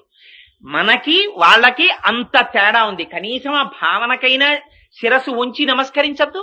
వాళ్ళు రాకపోతే వాళ్ళు తస్మాత్ జాగ్రత్త. ఎప్పుడైతే క్షామం వచ్చిందో దొంగతనాలు పెరిగిపోతాయి. ఎప్పుడైతే ఇక్కడ ఉపదేశాలు పడలేదో ఇక్కడ దొంగలు పెరిగిపోతే సమాజం నశించిపోతుంది. అంత ఐశ్వర్యం. ఈ ఐశ్వర్యాన్ని ఇవ్వగలిగినటువంటి తనం గొప్పతనం. అందుకే సనాతన ధర్మంలో ఒక విచిత్రం ఉంది. ఆయనకి కోట్లున్నాయి, ఎయిర్ కండిషన్డ్ బంగళాలున్నాయి, ఏసీ రూములున్నాయి, బ్యాంక్ బ్యాలెన్సులున్నాయి. ఇవేమీ లేకుండా గోచీ పెట్టుకుని చెట్టు కింద ఉంటాడు ఒక ఆయన. ఇన్ని ఏసీ కార్లు ఉన్నవాడు అక్కడికి వెళ్ళి ఆ ఏసీ కారు దిగిపోయి చేతిలో 2 అరటిపళ్ళు అట్టుకుని గోచీ పెట్టుకున్న వాడికి ఇచ్చి ఆయన కాళ్ళ మీద పడి, మహాత్మా 2 మాటలు చెప్పండి, మనశ్శాంతి లేదంటాడు. ఎందుకు వచ్చావురా ఇక్కడికి అంటే, అబ్బా శాంతి లేదండి అంటాడు. ఇన్ని విడిచిపెట్టి గోచీ పెట్టుకున్న వాడి దగ్గర శాంతి ఉంది, ఏమీ ఇన్ని ఉన్న వాడి దగ్గర శాంతి లేదు. కాబట్టి ఉండవలసిన శాంతి ఎందులో ఉంది? మహాపురుషుల దగ్గర ఉంది ఆ శాంతి. అందుకని వాళ్ళు పర్యటన చేసి వాళ్ళు ఏ ప్రయోజనం లేకపోయినా వర్షిస్తారు. అటువంటి వాడికి నువ్వు నమస్కారము చేసి తీరకపోతే నువ్వు కృతజ్ఞుడివి. నీకు చేతులున్నందుకు కంజాక్షునకు కాని కాయంబు కాయమే పవన గుంభిత చర్మ భస్త్రికాక, వైకుంఠు పొగడని వక్త్రంబు వక్త్రమే ఢమఢమధ్వనితోడి ఢక్కగాగా, పరమేశు చూడని కన్నులే తనుగుడ్య చాలా రంధ్రములుగాక, చక్రి చింతలేని జన్మంబు జన్మమే తరల సలిల నుద్దు దంబుగాక, విష్ణు భక్తి లేని విభుదుడే పాదయుగముతోడి పశువుగాక అంటాడు ప్రహ్లాదుడు. అలా గురువుని చూసి నమస్కరించలేని శిరస్సు, గురువు ముందు కైమోడ్చని చేతులు, గురువుని పొగడలేని నోరు ఉండి ఎందుకు? అందుకని వ్రత ప్రారంభంలోనే గురువు యొక్క వైభవాన్ని ఆ తల్లి అంత అందంగా మేఘాన్ని అడ్డుపెట్టి చెప్తోంది. ఆ గురువుట ఆకాశంలోకి వచ్చి మేఘంలా నిలబడితే ఆ వర్షించే ముందు మామూలుగా వర్షించట. ఎలా వర్షిస్తాడు? ఆ శ్రీమన్నారాయణుని యొక్క బాహు యుగళిలో కుడి చేతిలో ఉండేటటువంటి చక్రము ఎలా మెరుస్తుందో అలా మెరుస్తట. దానికి సుదర్శనం అని పేరు. సుదర్శనం అంటే మంచి దర్శనము కలిగినటువంటిది. ఆ సుదర్శనము యొక్క మెరుపులో నీలితనము కలిగినటువంటి పరమాత్మ యొక్క దర్శనం అవుతుంది. ఆ సుదర్శనం తిరుగుతుంటుంది చర్ చర్మని స్వామి చేతిలో. ఆ సుదర్శనం ఏం చేస్తుంది? ఎప్పుడు వెళ్లి శత్రువుల్ని హతమారుస్తుంది. అందుకని సన్యాసులు ఏం చేస్తారు? చేతిలో దండం పట్టుకుంటారు. దండం ఎందుకు? కుక్కల్ని అడ్డొచ్చిన వాటిని కొట్టడానికే కాదు కాదు. వేద విరుద్ధమైనటువంటి వాదనలు ప్రబలిపోతే వాళ్ళ యొక్క వాగ్ఝరి చేత ప్రమాణమును ఆవిష్కరించడము చేత మళ్ళీ తమ సత్యదండాన్ని చేతపట్టి జగత్తు యందు వేద ప్రమాణమును నిలబెడతారు. నిలబెట్టి ఒక చోట ఉండకుండా సర్వకాలముల యందు అంతటా సంచరిస్తూ ఏది దొరికితే అది తింటూ జగత్తుకి బోధ చేసి తిరుగుతూ ఉంటారు. అదిగో అటువంటి వాళ్ళు మహాపురుషులు, వాళ్ళు గురువులు. అందుకని అలా వచ్చినటువంటి గురుస్వరూపమైన మేఘమా, నువ్వు ఆ చక్రము మెరిసినట్టు మెరవాలి. ఆ చక్రం ఏం చేస్తుంది? విరోధుల్ని దండిస్తోంది. ఈయనేం చేస్తున్నాడు? వేద విరుద్ధమైనటువంటి మార్గముల యందు ప్రవర్తించేటటువంటి వారికి బోధ చేసి మళ్ళీ వేద మార్గాన్ని నిలబెడుతున్నాడు. వేదము యొక్క ప్రమాణమును స్థాపిస్తున్నాడు. భగవంతుడికి ఉపద్రవం కలగకూడదన్నది గురువుల బెంగ. మనందరం భగవంతుడి దగ్గర స్తోత్రం చేసి ప్రయోజనం పొందాలనుకుంటాం. మరి గురువులో భగవంతుడు రక్షింపబడాలని కోరుకుంటారు. అందుకని వాళ్ళు మంగళాశాసనం చేస్తారు. అంటే పూజ చెయ్యరాండి అని అనుకోకండి. తాదాత్మత మంగళాశాసనంలో పొందుతారు. ఆ స్వామి చల్లగా ఉండాలి, స్వామి చల్లగా ఉండాలని కోరుకుంటారు. ఆ కోరుకోవడంలో ఉంది ఆ విశాల హృదయం. అందుకని ఆ చక్రంలా మెరవాలి. శంఖం ధ్వని చేసినట్టుగా ధ్వని చెయ్యాలి. శంఖం ఏం చేస్తుంది? ఆయన ఎడమ చేతిలో ఉంటుంది. ఆ శంఖాన్ని చేత పట్టుకుని స్వామి తన పెదవుల మీద పెట్టుకుని తనలో ఉన్నటువంటి ఊపిరిని శంఖములోనికి చొప్పింప చేస్తారు. చేసి నాదము చేస్తే శంఖము పలుకుతుంది. శంఖమా పలికింది? శంఖము వెనకాతల ఉన్నటువంటి పరమాత్మ పలికారా? పరమాత్మ నోటిలోని వాయువు శంఖములోనికి ప్రవేశించి శంఖము ధ్వని చేస్తే శంఖము ధ్వని చేసింది అంటున్నాం. కానీ శంఖము కాదు, శంఖము వెనకాతల ఉన్న పరమేశ్వరుడి ఊపిరి ధ్వనికి కారణం. ఎలా? హనుమ అంటారు సుందరకాండలో 100 యోజనముల సముద్రాన్ని దాటేటప్పుడు యథారాఘవ నిర్ముక్త శరశ్వసన విక్రమ గచ్చేత్తద్గమిష్యామి లంకాం రవణ పాలితాం అంటారు. ఆ రామచంద్రమూర్తి చేతిలో పట్టుకున్నటువంటి బంగారు కోదండమునందు సంధింపబడి విడిచిపెట్టినటువంటి బాణము అప్రతిహతముగా బయలుదేరి వెళ్లి ఆవలి వేపున ఉన్నటువంటి లక్ష్యము మీద పడకుండా ఎలా ఉండలేక విడుతుందో అలా నేను కూడా సీతమ్మ తల్లి దర్శనమునపేక్షించి లంకాపట్టణాన్ని చేరుకుంటానంటారు. ఆ బలము బాణముదా రాముడిదా? రామ బాణము యొక్క బలము రాముడిది. అలా హనుమ వెళ్లడం వెనకాతల బలం హనుమదా రాముడిదా? హనుమది, రాముడిది. అలా గురువులు కూడా సర్వకాలముల యందు భగవంతుణ్ణి తమలో భగవానుడుండి అంతటా భగవానుడుండి భగవానుడే చేయిస్తున్నాడన్న భావనతో ఉంటారు. అందుకని శంఖము మోగినట్లు మోగుతారు. అదిగో ఆ శంఖము ఆ గోపికలకి చాలా ఇష్టంట. ఇందుచేత అప్పుడప్పుడు చక్రం స్వామి చేతిని విడిచిపెట్టి వెళ్లి విరోధుల్ని సంహరించి మళ్లీ వచ్చి వేలిని పట్టుకుంటుందిట. శంఖమో ఎన్నడూ విడిచిపెట్టదుట. ఎప్పుడు స్వామివారి చేతిలోనే అలంకరింపబడి ఆయన పెదవుల మీదకి వెళ్లి ఆయన యొక్క ఊపిరిని తనలోకి తీసుకుని తాను ధ్వని చేస్తుంది. అదిగో అంత భాగ్యాన్ని ఆ శంఖం పొందింది. వాళ్ళ కోరికేమిటి? తాము కూడా అటువంటి భాగ్యమును పొందాలన్నది కోరికట. ఒక ఆయన ఒక విచిత్రమైనటువంటి ప్రశ్న వేశాడు ఒకప్పుడు. ఆ శ్రీకృష్ణ భగవానుడు రాసలీల చేసేటప్పుడు ఆయన వేణుగానమును విని ఎండిపోయినటువంటి చెట్లు చిగుర్చాయని అంటారు కదా. మరి ఎండిపోయినటువంటి చెట్టులోని ఒక కొమ్మ యొక్క పేడు వేణువు కదా, ఆ వేణువు చిగర్చలేదా అని అడిగాడు. అంటే ఎంత ఆశ్చర్యకరమైన సమాధానమో చూడండి. మహాపురుషులు అన్నారు, ఆ వేణువులోంచి వినిర్ముక్తమైనటువంటి స్వామివారి ఊపిరి వేణునాదముగా వచ్చి విన్నంత మాత్రము చేత ఎండిపోయినటువంటి చెట్టు చిగిరించి మళ్లీ పునర్జన్మని పొందితే ఆయన యొక్క హస్తస్పర్శని పొంది ఆయన పెదవులను తాకి ఆయన ఊపిరిని తనలోకి ప్రవహింపచేసుకుని ఆయన నోటి నుంచి వచ్చినటువంటి ఆ అధరము నుంచి స్రవించినటువంటి లాలాజనము ఆ వేణువులోకి ప్రవహించి అందులోంచి ఊపిరి నాదమై పైకొస్తే మళ్లీ చిగిర్చి పునర్జన్మ అది పొందుతుందా? అది మోక్ష స్థితిలో అలాగే ఉండిపోయిందన్నారు. అందుకని వేణువు చిగర్చలేదన్నారు. అందుకని అదిగో అటువంటి స్థితిలో ఆ మహాపురుషులైనటువంటి గురువులు శంఖమునందు వారికి ప్రీతి ఎక్కువ. అందుకని శంఖములా ఉండాలని కోరుకోవడంలో ఉన్న పక్షపాతం అది ఎప్పుడు భగవంతుడిని వదలదు. ఆయన ఊపిరి అది పలకడానికి హేతువై ఉన్నది. అందుకని ఆ శంఖంలా నువ్వు ధ్వని చెయ్యాలి, బ్రహ్మాండమైగా గర్జించాలి. గర్జించి ఆ శ్రీమన్నారాయణుడు చేతిలో పట్టుకున్నటువంటి శార్ంగమనేటటువంటి ధనస్సు నుంచి వినిర్ముక్తమైన బాణ పరంపర ఎలా వచ్చి లోకము మీద పడిపోతుందో, ఆ బాణములు ఇంకా పడినప్పుడు విరోధుల మీద పడతాయి. కానీ ఇవాళ ఆ వర్షం వచ్చి పడినప్పుడు అందరికీ ఆనందదాయకం అవ్వాలి. మేము మార్గశీర్ష స్నానం చెయ్యాలి, లోకమంతా ఆనందాన్ని పొందాలి. ఆ శ్రీ మహావిష్ణువు చేతిలోంచి వచ్చేటటువంటి బాణ పరంపర అనుభవించవలసిందే తప్ప దాన్నిట అసలు ఉపమానం పెట్టి చెప్పడం కుదరదుట. దీన్ని రామదాసు గారు అనుభవించారు, మహానుభావుడు. ఆయన అన్నారు, ఆయన ఎక్కడ దర్శనం చేశారో మనస్సులో ఖరదూషణాదులనేటటువంటి 14,000 మంది రాక్షసులు ఒకవైపు, రామచంద్రమూర్తి ఒక్కరు ఒకవైపు, 14,000 మంది విడిచిపెట్టినటువంటి అనేక రకములైన ఆయుధాల్ని, బాణాల్ని మహానుభావుడు ఎప్పుడు బాణం తీసేవారో, ఎప్పుడు కోదండంలో పెట్టేవారో, ఎప్పుడు సంధించేవారో, ఎప్పుడు ఆకర్ణాంతము లాగేవారో, ఎప్పుడు విడిచిపెట్టేవారో తెలియదు. అందుకని రామదాసు గారు అంటారు, బండన భీముడత్తజన బాంధవుడు జ్వల బాణతూణ కోదండ కళప్రచండ భుజతాండవ కీర్తికి రామమూర్తికిన్ రెండవ సాటి దైవమిక లేడనుచున్ గడకట్టి భేరి కాడాండ డాండ డాండ నినదంబుల జాండము నిండ మత్త వేదండమునెక్కి చాటెదను దాశరథి కరుణాపయోనిధి అంటారు. స్వామి, అలా ఇలా కదయా, నీ భుజములు తాండవం చేస్తాయి శత్రువులతో యుద్ధం చేసినప్పుడు. ఆ తాండవం ఎలా ఉంటుందంటే, నేను మామూలుగా చెప్పను స్వామి. 4 రహదారుల మధ్యలో 2 స్తంభములు పాతుతాను. ఆ 2 స్తంభముల మధ్యలో ఒక బ్రహ్మాండమైన భేరీ కడతాను. ఒక ఏనుగునెక్కి వస్తాను. చేతిలో ఒక పెద్ద భేరీని మోగించేటటువంటి సాధనాన్ని పట్టుకుంటాను. డాండ డడాండ డాండ నినదంబుల జాండము నిండ. ఆ ఏనుగు మీద కూర్చుని దాన్ని భేరిని మోగిస్తాను. ఎందుకు మోగిస్తున్నామని అందరూ వస్తారు.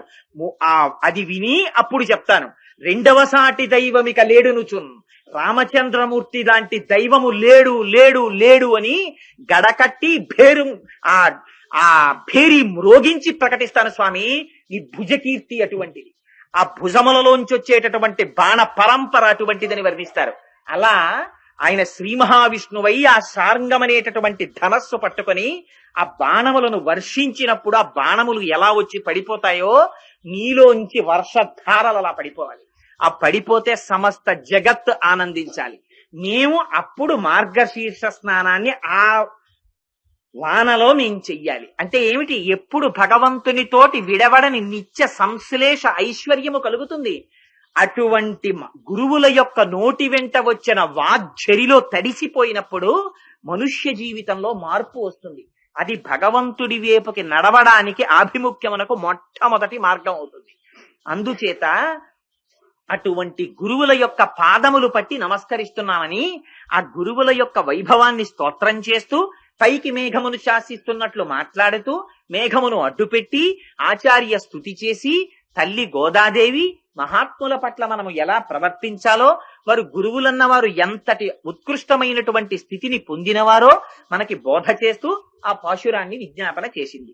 2 పాశురములు పూర్తి చెయ్యాలి కనుక మనస్సు కొంచెం బాధపడినా, అయ్యో ఇంతే చెప్పానే అని ఆ పాశురాన్ని అక్కడతో పూర్తి చేసి తరువాతి పాశురాన్ని విజ్ఞాపన చేస్తానమ్మా. ఆ 5వ పాశురాన్ని மன்னு வடமதுரை மைந்தனை தூய பெருநீர் யமுனை துறைவனை ஆயர் குலத்தினில் தோன்றும் அணிவிளக்கை தாயை குடல் விளக்கம் செய்த தாமோதரனை தூயோமாய் வந்து நாம் தூமலர் தூவித் தொழுது வாயினால் பாடி மனத்தினால் சிந்திக்க போய பிழையும் புகுதருவான் நின்றனவும் తీయినిల్ తూసాహం చెప్పు ఏలోరెంబావాయ్. ధనుర్మాసం ప్రారంభమైనప్పటి నుంచి పరమ భక్తి శ్రద్ధలతో మా బ్రహ్మశ్రీ అరుణ జడాయి గారి ఇంట్లో ప్రతిరోజు ఈ తిరుప్పావై సశాస్త్రీయంగా వాళ్ళు రోజు పారాయణ చేస్తున్నారు. నిజంగా నేను ఆయన్ని పొగడాలని కాదు, ఎంత భాగవత హృదయం. ఒక్కొక్కసారి నేను ఆశ్చర్యపోతా, అటువంటి సంస్కారం వస్తుందా అని. ఆయన కొన్ని సార్లు దేవీ భాగవతం లాంటివి, సుందరకాండవి లాంటివి వింటున్నప్పుడు చెప్పేవాళ్ళు ఎంత నియమాలు పాటిస్తారో వింటూ ఆయన అన్ని నియమాలు పాటిస్తుంటారు, భూషీనం చేస్తారు ఇంట్లో. అందుకని అంత భాగవత హృదయం కలిగినటువంటి మహాపురుషులు వాళ్ళ అమ్మాయి కాబట్టి ఆ అమ్మాయికి కూడా అంత భక్తి ఏర్పడింది. ఈ పాశురంలో తల్లి అంటుంది, ఎంత చిత్రమైన మాట అంటుందంటే, గో సంపద ఆ తల్లి అటువంటిది కదా, అందుకనే అది కూడా పరమాత్మ విభూతి. ఆ తల్లి ఈ 5వ పాశురంలో అంటుంది, ఆశ్చర్యకరమైనటువంటి శక్తిని కలిగినటువంటి వాడా, మధురకి నాయకుడు, నిరంతరము భగవత్ సంబంధము కలిగినటువంటి మధురాపట్టణమునకు నాయకుడైన వాడా, లోతై పరమ పవిత్రమైనటువంటి యమునా నది ఒడ్డుని నీకు గుర్తుగా కలిగినటువంటి వాడా, గోపవంశమునందు మంగళదీపముగా జన్మించినటువంటి వాడా, తల్లి యశోద యొక్క గర్భ కీర్తి ప్రకాశించేటట్టుగా దామోదరుడనేటటువంటి పేరుని పొందినవాడా, నీ నామమును కీర్తించడము చేత మా శరీరమునకు పట్టిన పాప రాశి దగ్ధమైపోతుంది. దగ్ధమైపోవడము కాకుండా నీ మీద 4 పువ్వులు విసిరినంత మాత్రము చేత మాకు అపారమైనటువంటి మానసిక వాచిక కైంకర్య భాగ్యమునిచ్చి మమ్మల్ని కటాక్షించేటటువంటి సౌజన్యమూర్తివి అని ఆ పాశురంలో గోదాదేవి శ్రీమన్నారాయణుణ్ణి కీర్తిస్తుంది. ఈ పాశురాన్ని ప్రారంభిస్తూ అమ్మవారు అంటుంది, మొట్టమొదట ఆశ్చర్యకరమైనటువంటి శక్తి కలిగినటువంటి వాడు, అందుకని మాయావి అని పిలిచింది. భగవంతుని యొక్క ఆశ్చర్యకరమైన శక్తి చాలా విశేషమైనటువంటిదిగా కనపడుతుంది. ఎందుచేతనంటే, నేను ఇక్కడ ఉండి ఆఫీసులోనూ ఉండమంటే 2 నాకు కుదరవు. ఏదో ఒక చోట మాత్రమే ఉంటాం పరిచ్ఛిన్నంగా. అది జ్ఞానాన్ని పొందిన తరువాత దాని స్థితి వేరు. కానీ సర్వ ఆత్మస్థితికి ఎదిగినటువంటి మహాపురుషుల యొక్క స్థితి వేరు. కానీ ప్రారంభంలో ఉండేటటువంటి ఉపాసకులు ఒక చోట ఉన్నవాడు వేరొక చోట ఉండలేడు. కానీ భగవంతుడు అలా కాదు, అన్ని చోట్ల ఉంటాడు. ఆయన ఒక చోట ఉన్నాడు, ఒక చోట లేడు అని చెప్పడం కుదరదు. దీనికి గోవింద పట్టాభిషేకాన్ని చూపిస్తారు. ఆయన తన తండ్రి గారైనటువంటి నందుడికి చెప్పాడు, ఇన్నాళ్ల నుంచి మనం ఇంద్రుడికి యాగం చేస్తున్నాం, ఇంద్రుడికి యాగం వద్దు, మనం గోవర్ధనానికి యాగం చేద్దాం పర్వతానికి. అందుకని మీరు ఇంతకు ముందు ఇంద్రుడికి యాగం చేసినప్పుడు ఎటువంటి పదార్థములను తయారు చేశారో ఆ పదార్థములని తయారు చేసి గోవర్ధనం మీద పొయ్యండి, ఆ గోవర్ధనం తింటుందన్నాడు. అంటే సరే, ఏదో పిల్లాడు చెప్తున్నాడు అలాగే చేద్దామని వాళ్ళకి కృష్ణుడు అంటే మక్కువ. అందుకని ఆ పదార్థాలన్నీ వండారు. కూరలు, పచ్చళ్ళు, పులుసులు, పులిహార్లు, చక్ర పొంగళ్ళు, బూర్లు, గార్లు అన్ని తీసుకెళ్లి కొండ మీద పోశారు. పోసి రండి మనందరం కొండకి ప్రదక్షిణం చేద్దాం, మీరు ఇన్నాళ్ళు ఇంద్రుడికి యాగం చేస్తున్నారు, ప్రత్యక్షంగా తింటున్నాడో తినలేదో మీరు చూడలేదు, కానీ ఇవాళ ప్రత్యక్షంగా ఆయన తినడం మీకు చూపిస్తాను చూడండి అన్నాడు. అని పాటించి గాన విద్య పాటవమున తేరుదెక్కి బహుతానములన్ పాటల గంధులు కృష్ణుని పాటలు పాడిరి విరోధి పాటనుడనుచున్నారు అన్నారు పోతన గారు. పొగరెక్కిన మూపురములు తెగగలవా లములు చేయిల దేహంబులు భూ గగనములు మించురంకెలు మిగుల మెలసి ధేనుగణము మెల్లన నడిచెన్నని ఆ కృష్ణ పరమాత్మ గోపబాలురు, ఆవులు, దూడలు, ఆబోతులు, ఎద్దులు అన్ని ప్రదక్షిణం చేస్తున్నాయి. అందరికీ వాళ్ళకి కృష్ణనామమే, అందరూ కృష్ణుడి గురించి పాట పాడుకుంటున్నారు. ఆ ప్రదక్షిణం చేస్తున్నటువంటి సమయంలో కృష్ణుడు వీళ్లతో ప్రదక్షిణం చేసి గోవర్ధనగిరికి నమస్కారం చేస్తున్నాడు. ఇదే కృష్ణుడు గోవర్ధనగిరి రూపంలో పైన వచ్చి అక్కడ పెట్టినటువంటి పదార్థాలు తింటున్నాడు. చూడండిరా ఎంత చిత్రమో, నేను చెప్పానా మనం యాగం చేసాం, అడిగో తింటున్నాడు గోవర్ధనుడు, మీరందరూ నమస్కారం చేయండి అన్నాడు. వీళ్ళందరూ నమస్కారం చేస్తున్నాడు, తాను నమస్కారం చేస్తున్నాడు. ఎవరు ఎవరికి నమస్కారం చేస్తున్నారు? ఈయనే నమస్కారం చేస్తున్నాడు, ఆయనే నమస్కారం పుచ్చుకుంటున్నాడు. ఇది ఆయన ఆశ్చర్యకరమైనటువంటి శక్తి.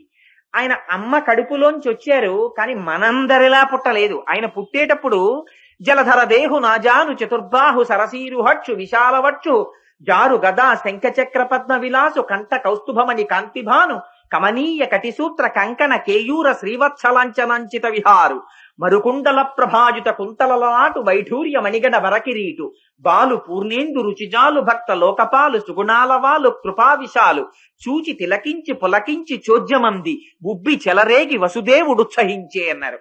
శంఖ చక్ర గదా పద్మములతో శ్రీమన్నారాయణుడిగా తల్లి కడుపులోంచి వచ్చారు.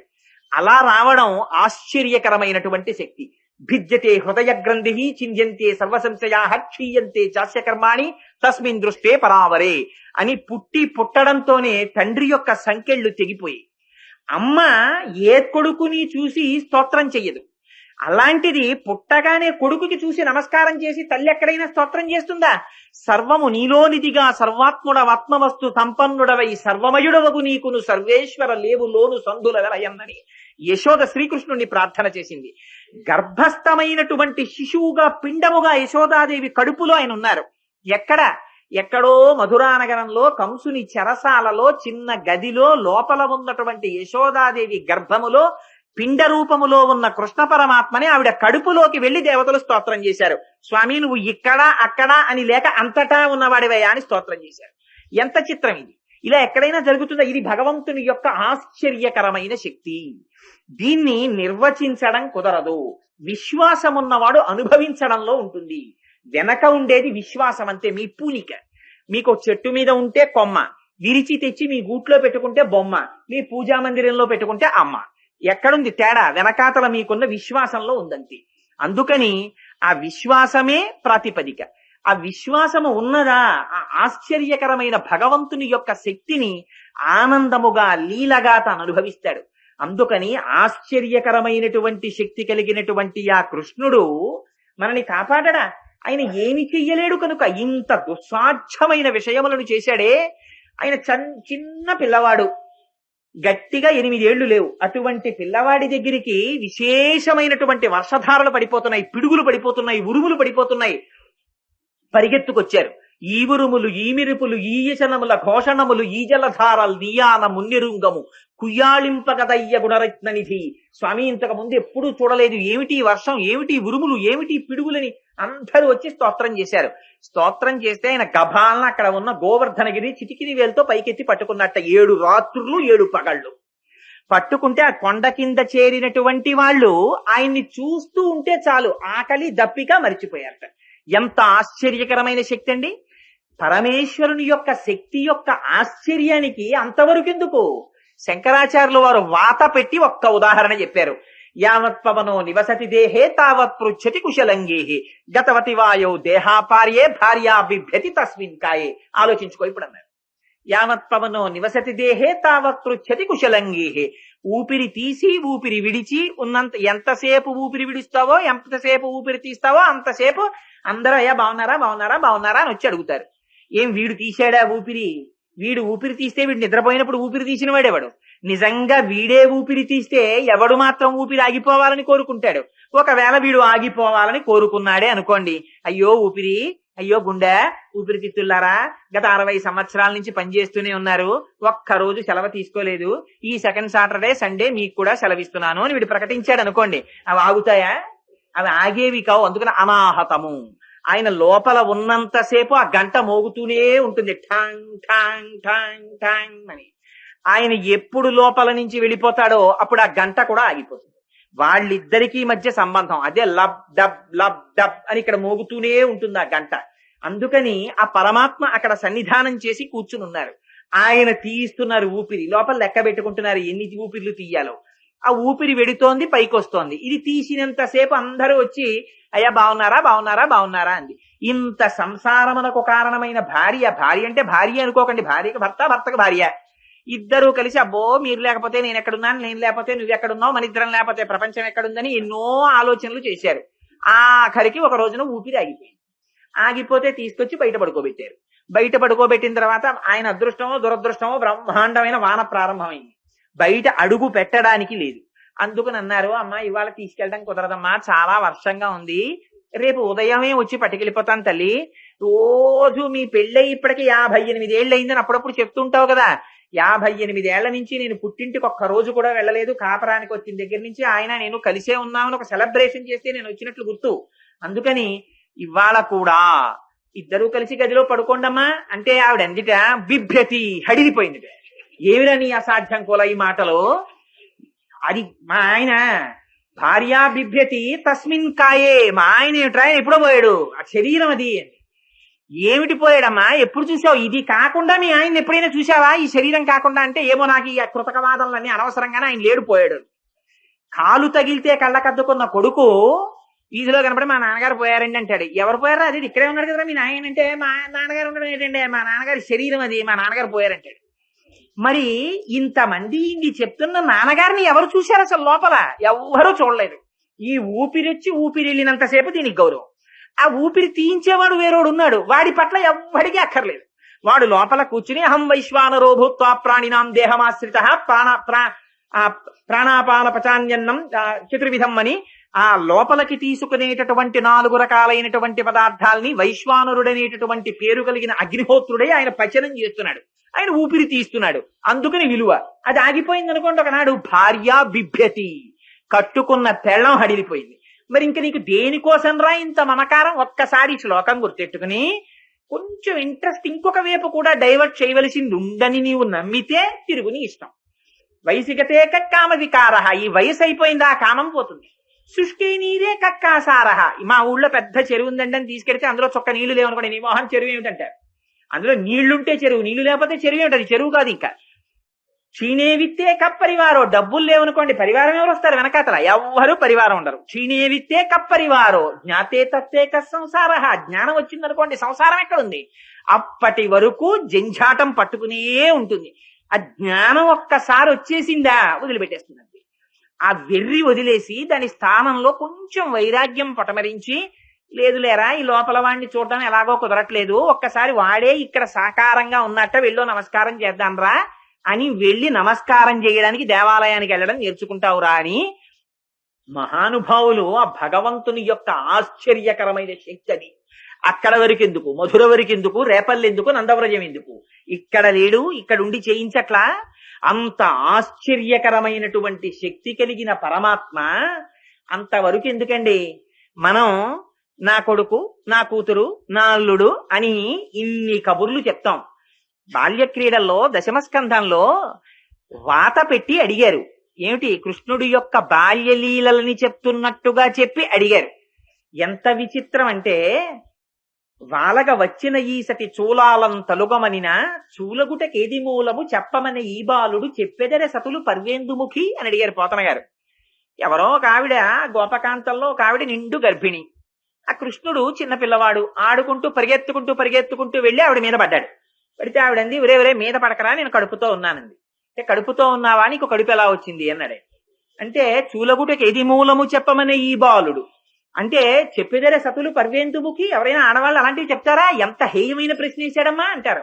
కాదు, అందులో ఉన్న రహస్యం వేరు. ఆయన బాల్య క్రీడలో పెట్టి, నీ ప్రయోజనమా ఆవిడ ప్రయోజనమా, మీ ఇద్దరి గొప్పతనం కాదు. గొప్పతనాలు మీ దగ్గర ఉంటే ఇలాంటి గొప్పతనాలు ఉన్నవాళ్ళు పిల్లలు లేని వాళ్ళు ఉండరు ప్రపంచంలో. కానీ గొప్పతనం పరమేశ్వరుడిలో ఉంది. నువ్వు చెప్పెట్టలా. ఒక్క శరీరంలో ఆత్మ లోపల ఉండి సుఖదుఖములనేటటువంటి 2 పళ్ళని అనుభవించడానికి సత్వ రజస్తమో గుణములనేటటువంటి 3 ధర్మ అర్థ కామ మోక్షములనే 4 కోసం శబ్ద స్పర్శ రస రూప గంధములనేటటువంటి 5 తన్మాత్రలతో 5 జ్ఞానేంద్రియములు, ఒక మనస్సు అనేటటువంటి 6 సంఘాతముతో చర్మము, రక్తము, మాంసము, కొవ్వు, అస్థి, శుక్ల, మేధ అనేటటువంటి 7 పదార్థములతో 2 కాళ్ళు, 2 చేతులు, 4, 5 శిరస్సు, 6 కంఠము, 7 హృదయము, 8 ఉదరమనేటటువంటి 8 శరీర భాగములతో 2 కళ్ళు, 2 ముక్కులు, 2 చెవులు, 6 నోరు, 7 మలద్వారము, 8 మూత్రద్వారము, 9 అనేటటువంటి 9 కన్నాలతో ఒక మాంసపు బుడగని తోలు తిత్తిని చేస్తే ప్రాణ అపాన వ్యాన ఉదాన సమాన నాగ కూర్మ కృకర ధనంజయ దేవదత్తములనేటటువంటి 10 వాయువులైన శాసనం అయ్యే వరకు బయటికి వెళ్ళకూడదు. ఇది పరమాత్మ అంటే. ఒక గాలి బుడగని తెచ్చి సూదితో గుచ్చితే బయటికి వెళ్ళిపోతుంది, ఠప్ అని పేలి. ఆయన అనుగ్రహం ఉండబట్టి 9 రంధ్రములు ఉన్న తొర్రలో 10 వాయువులు నిలబడ్డాయి. ఇంతకన్నా భగవంతునికి ఆశ్చర్యకరమైన శక్తి ఏమిటి? వాడా నిర్మించిన వాడు లోపల తండ్రి నిర్మించాడా, తల్లి నిర్మించాడా? చూలగుటకేది మూలము చెప్పమని ఈ బాలుడు చెప్పేదరే సతులు పర్వేందుముఖి. పుట్టు గొడ్రాళ్లకు బిడ్డలిచే గోవిందుడే అంటారు. అందుకని అన్నమాచార్యుల వారు ఆయన అనుగ్రహం ఉంటే బిడ్డలు పుట్టారు, మన ప్రయోజకత్వానికి కాదని ఒక వాత పెట్టడానికి చెప్పారు మహాపురుషులు. అందుకని అదిగో అంత ఆశ్చర్యకరమైన శక్తి కలిగినటువంటి పరమాత్మ ఇన్ని చేసినవాడు మా పాప రాశిని ధ్వంసము చెయ్యడా? ఆయన నామం పెట్టి పిలిస్తే ఆయన యొక్క గుర్తేమిటి? ఆయన మధురా పట్టణమునకు నాయకుడు. ఏమిటా మధుర యొక్క గొప్పతనం? ఆ మధురలో అనంతమై అంతటా నిండి ఉన్నటువంటి పరమాత్మ, అజాయమానో బహుధా విజాయితే అని వేదము చేత స్తోత్రము చేయబడిన పరమాత్మ, పాంచభౌతికమైనటువంటి ప్రకృతి వికారమైన శరీరముతో రావలసిన అవసరము లేని పరమాత్మ, హాని వృద్ధి క్షయము మొదలైనటువంటివి లేని పరమాత్మ, ఒక శిశువుగా వచ్చి ఆయన కూడా పెరిగాడు పెద్దవాడయ్యాడనేటటువంటి వికారములకు లోనైనట్టుగా కనిపింపచేసినటువంటి పట్టణం మధుర. పరమ పవిత్రము, రాశీభూతమైనటువంటి పరబ్రహ్మము జన్మించి నడవడము చేత ఆయన పాద ధూళి అటువంటి మధురతో ఈనాడు కాదు ఏనాటికి ఆయనకి సంబంధం ఉందిట. అటువంటి సంబంధము కలిగినటువంటి శ్రీకృష్ణ పరమాత్మ లోతై బాగా పవిత్రమైనటువంటి యమునా నది నీటితో కూడిన యమున యొక్క ఒడ్డుని తన గుర్తుగా కలిగిన వాట. యమున ఒడ్డు ఆయనకి గుర్తి. ఎందుకు ఈ మాట నాలి గోదాదేవి అంటే ఒక ఆశ్చర్యకరమైన విషయాన్ని ప్రతిపాదిస్తోంది. మీకు మొదటి రోజో రెండో రోజో విజ్ఞాపన చేసినట్లు గుర్తు. సూర్య భగవానుడికి 2 పిల్లలు, ఒక కొడుకు ఒక కూతురు. అంటే ఇవన్నీ సింబాలిక్ గా చెప్తారు. కొడుకు నలుపే, కూతురు నలుపే. కొడుకు యముడు, కూతురు యమున. యమున నీరు నలుపు, యముడు నలుపు. వీళ్ళిద్దరూ తమ డ్యూటీలో మాత్రం ఎప్పుడూ ఆగరు. యమున ఆగమంటే ఆగదు, నడిచి వెళ్ళిపోతుంది. కాలము ఒకరు ఆపితే ఆగదు, వెళ్ళిపోతుంది. వెళ్ళిపోతున్నటువంటి కాలంలో ఎవరు ఎప్పుడు పడిపోవాలో, ఏ శరీరం పడిపోవాలో తెలుసున్నవాడు యముడు. ఆయనకి అన్ని శ్వాసలు అయిపోయాయి అనగానే ఫస్ట్ ఇన్విటేషన్ ఆయనకి ఎడుతుంది. ఆయన వచ్చి పాశం వేస్తాడు, వేసి తీసేస్తాడు. అందుకని ఈ యమున ఈ యముడు ఒకరితో ఒకరు సంబంధం ఉన్న అన్నా చెల్లెళ్ళు.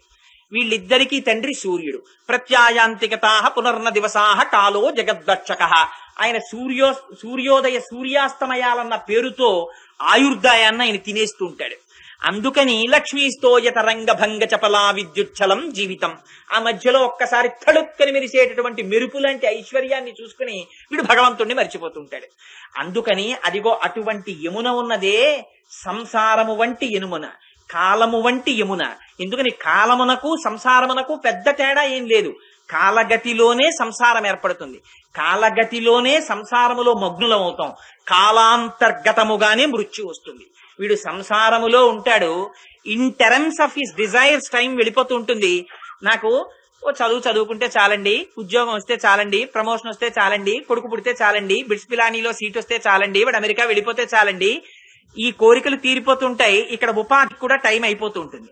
అవి చూస్తాడు, ఇది చూడడు. అడుగు నుంచి మొసలొచ్చి పట్టుకుంటుంది. ఆ రావడం ఎవ్వరికీ తెలియదు. నీటి అడుగు నుంచి వస్తోంది. సరసిలో నుండి పొడగని సంభ్రమించి ఉదరి కుప్పించి లంఘించి హుంకరించి భాను కబలించి పట్టు స్వర్భానుపగిది ఒక్క మకరేంద్రుడి భరాజు రుడిసి పట్టి. ఇంత ఏనుగు లోకువైపోయింది. అదే గజేంద్ర మోక్షం. ఆ నీటి అడుగు నుంచి వచ్చి మొసలి పట్టేసింది కాలుని. మృత్యువు కాలాంతర్గతమై వచ్చి కాలు పట్టుకుంటోంది. ఇక అప్పటి వరకు తిరిగిన కాలు తిరగడం మానేసిందని కొత్త కర్రల మీద పెట్టి తీసుకుపోతారు. అందుకని ఆ కాలాంతర్గతమై సంసారము వెళ్ళిపోతోంది. కానీ ఎవరు శ్రీకృష్ణ పరమాత్మని నమ్ముకున్నారో వాళ్ళని యమున ఏమీ చెయ్యలేదు. యమున చెయ్యలేదు కనుక యముడు చెయ్యలేడు. ఏమిటి దీనికి గుర్తు? ఆయన పుట్టగానే ఒక్కటే చెప్పారు, అబ్బాయి నువ్వు నన్ను తీసుకెళ్లి తల మీద పెట్టుకుని దాటవయ్యా అన్నారు. కృష్ణ పరమాత్మని తీసి తల మీద పెట్టుకున్నాడంతే. నందుడు వసుదేవుడు చేసిన పని. పెట్టుకోగానే అప్పటి వరకు ఆ కంసుడు అష్టమ గర్భానికి పుట్టినవాడు తన్ని చంపేస్తాడని కారాగారంలో తలుపులు దగ్గరికి వేశాడు. ఇనప గొలుసులతో బిగించాడు, వాటిలో మేకులు వేశాడు, తాళాలు వేశాడు. జాగ్రత్తగా వేసి తాళం చెవులు తన బొడ్డులో పెట్టుకు పడుకున్నాడు. ఈయన కృష్ణ పరమాత్మని తీసుకుని తల మీద పెట్టుకున్నాడు. పెట్టుకోగానే ఆ గొలుసులకు పెట్టిన మేకులు ఊడిపోయాయి, తాళాలు ఊడిపోయాయి, గొలుసులు తప్పుకున్నాయి, తలుపులు తెరుచుకున్నాయి. ఆయన బయటకు వచ్చేశాడు. ఇదే భిజ్యతే హృదయ గ్రంథి క్షీయంతే సర్వసంశయా అని ఆ లోపల ఉండేటటువంటి హృదయ గ్రంథి విడిపోతుంది. సంశయములనేటటువంటి మేకులు తెగిపోతాయి, కర్మ పాశములు ఇనప గొలుసులు ఊడిపోతాయి, లోపల ఉండేటటువంటి అజ్ఞానం అనే తలుపులు తెరుచుకుంటాయి. ఎప్పుడు? భగవంతుణ్ణి ఇక్కడ ధరించినప్పుడు. ధరిస్తే దేని దాటాడు? మొదట ఆశౌరికి తెరవసకెను ప్రకాశోత్తత తొంగ భంగ కలితా ధరా సాకాశయగు యమున మును సీతేశునకు దారి ఇచ్చిన భంగిన్. పూర్వం సముద్రం రామచంద్రమూర్తికి దారిచ్చినట్టే కృష్ణ పరమాత్మని తల మీద పెట్టుకుని వస్తున్నటువంటి వసుదేవుడికి యమున దారిచ్చేసింది. ఎవరు కృష్ణుణ్ణి ఇక్కడ పెట్టుకున్నారో వాళ్ళకి యమున దారిస్తుంది. అంటే వాళ్ళ సంసారములో ఉండనక్కర్లేదు. కృష్ణుణ్ణి అక్కడ పెట్టాడు, యోగమాయని ఇక్కడ పెట్టాడు. మూర్తి మారిన తత్వం ఒకటే. అందుకని మళ్లీ వస్తున్నా యమున దారిచ్చింది. తెచ్చి లోపల పెట్టాడు. పెట్టిన తరువాత కారాగారంలో లేడా? ఉన్నాడు. కానీ తలుపులు మూసుకున్నా, తాళములు వేసుకున్నా వసుదేవుడి చేతులకి కాళ్ళకి వేసిన సంకెళ్ళు మాత్రం బిగుసుకోలేదు. అది విచిత్రం. ఆయన వాటిని మాత్రం తనంత తాను వేసుకున్నాడు. బాహుల పదముల సంఖ్యలు నిడుకొని మదితలచుచు చూరసుతుడు ముందరివోలెన్ కుదురు కలరీతి దేహము కదిలించుచు నూరకుండె గురువరతంబున్. ఇంతకు ముందు ఎలా కాళ్ళు చేతులకి సంకెళ్ళు వేసేసినప్పుడు భయంగా కూర్చునేవాడో అలా తను తగిలించుకుని కూర్చున్నాడు. సంసారములో ఉన్నవాడే భగవంతుణ్ణి ఇక్కడ ఒక్కసారి వహించడం వచ్చిన తరువాత సంసారం అనే యమున దారిచ్చేస్తుంది. ఆయన సంసారంలో ఉన్నట్టే ఉంటాడు. త్యాగరాజు గారు సంసారంలో ఉన్నట్టు లేరు, హనుమాచార్యుల వారు సంసారంలో ఉన్నట్టుగా లేరు, రామదాసు గారు సంసారంలో ఉన్నట్టుగా లేరు, ఉన్నట్టుంటారు. మనవి నీరు లోపలికి వచ్చిన పడవలు, వాళ్ళవి నీటిలో పడవలు. అందుకని వాళ్ళు సంతతము బ్రహ్మమును తల మీద ఉంచుకుంటారు, హృదయములో ఉంచుకుంటారు. అందుకని వాళ్ళకి గొలుసులు ఉండవు, వాళ్ళకి బంధనాలు ఉండవు, వాళ్ళకి కర్మపాశములు ఉండవు. ప్రారబ్ధమయ్యేంత వరకు ఆ శరీరాన్ని నిలబెట్టుకుంటారు. ఎందుకు ప్రారబ్ధం అయ్యే వరకు నిలబెట్టుకోవాలి? లోపల పడిపోకూడదా మరి తెలిసిన తర్వాత? అంటే ఒక రాజు అమ్ముల పొదిలో బాణములు పెట్టుకుని బయలుదేరాడు. ఆ బాణములు కొన్ని పొదిలో ఉన్నాయి. ఒక బాణమును తీశాడు, ఆ ధనస్సుకి సంధించాడు, విడిచిపెట్టేశాడు లక్ష్యం మీదకి. ఆ బాణం వెళ్ళిపోతోంది. అవతల ఉన్నటువంటి వాళ్ళు శరణాగతి చెయ్యడం వల్ల ఇతర కారణం చేతో ఇంకొక బాణాన్ని తీసి చేత్తో పట్టుకున్నాడు.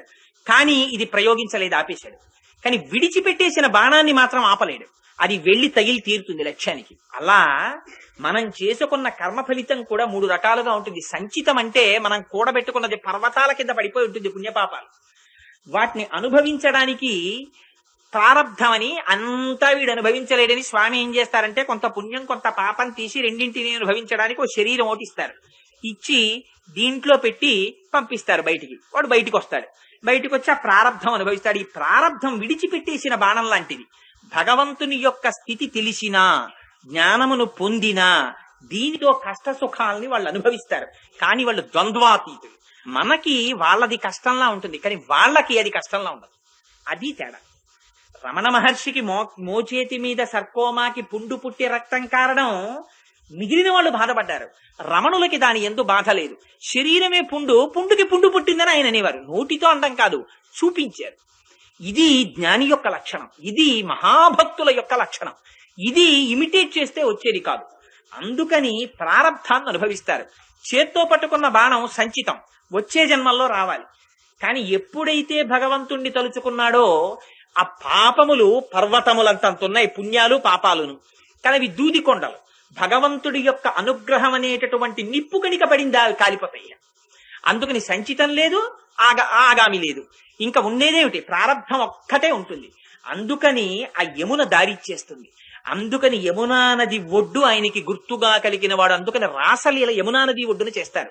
రాసలీల అంటే బ్రహ్మమును అనుభవించడం. అందుకే ఆ రాసలీలను వర్ణిస్తూ పోతన గారు యమునతో సంబంధం చెప్తారు.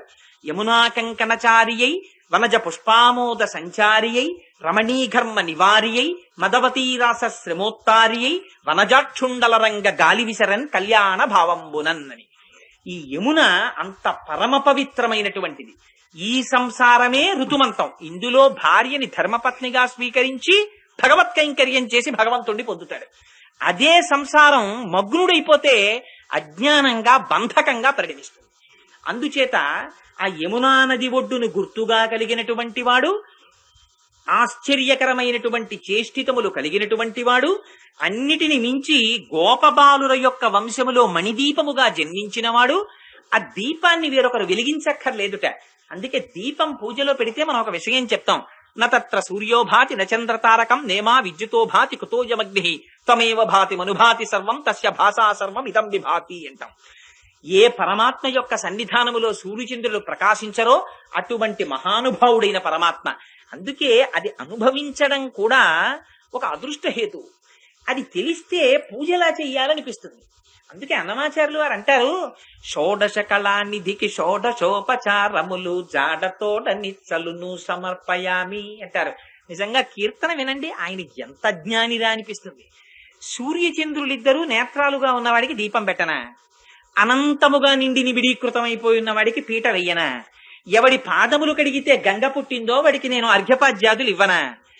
ఎవడిలోంచి అన్నీ పుడితే మేం తింటున్నామో అటువంటి వాడికి నైవేద్యం పెట్టనా అని షోడశోపచారాల మీద ఆయన నిజంగా అనుభవించిన వాడు కాబట్టి మహానుభావుడు. ఆయన నోటి వెంట భక్తి పారవశ్యంతో వచ్చింది ఆ కీర్తన. అందుకని అటువంటి వాడు అవాంగ్మానస గోచరుడు, మనస్సుకి దొరకనివాడు, వాక్కుకు అందనివాడు ఇవాళ ఏమీ తెలియనటువంటి గోపబాలుర వంశంలో జన్మించాడు. జన్మించి చేసిన క్రియ వాళ్లతో కలిసి ఆ ఉట్లు పట్టుకున్నాడు. పట్టుకుని ఆవుల వెంట దూడల వెంట పరిగెత్తాడు. పరిగెత్తి ఆవుల్ని దూడల్ని కాచాడు. వాళ్లతో చద్దన్నం తిన్నాడు. వాళ్లతో ఆటలు ఆడుకున్నాడు. వాళ్లతో అడవిలో చెట్లకి పెరిగినటువంటి పువ్వులు తెచ్చి తన తల మీద పెట్టుకున్నాడు. ఎంత అదృష్టం రావాలది. ఇది మణిదీపం. ఈ దీపాన్ని ఒకళ్ళు వెలిగించక్కర్లేదు, తనంత తాను ప్రకాశించే దీపం. అటువంటి పరబ్రహ్మం ఇవాళ గోపాల బాలుర యొక్క కులంలో పుట్టింది, వాళ్ళ వంశంలో పుట్టింది, వాళ్ళ వ్రజంలో పుట్టింది. వాళ్ళు ఎంత అదృష్టవంతులు. అందుకని గోపవంశమును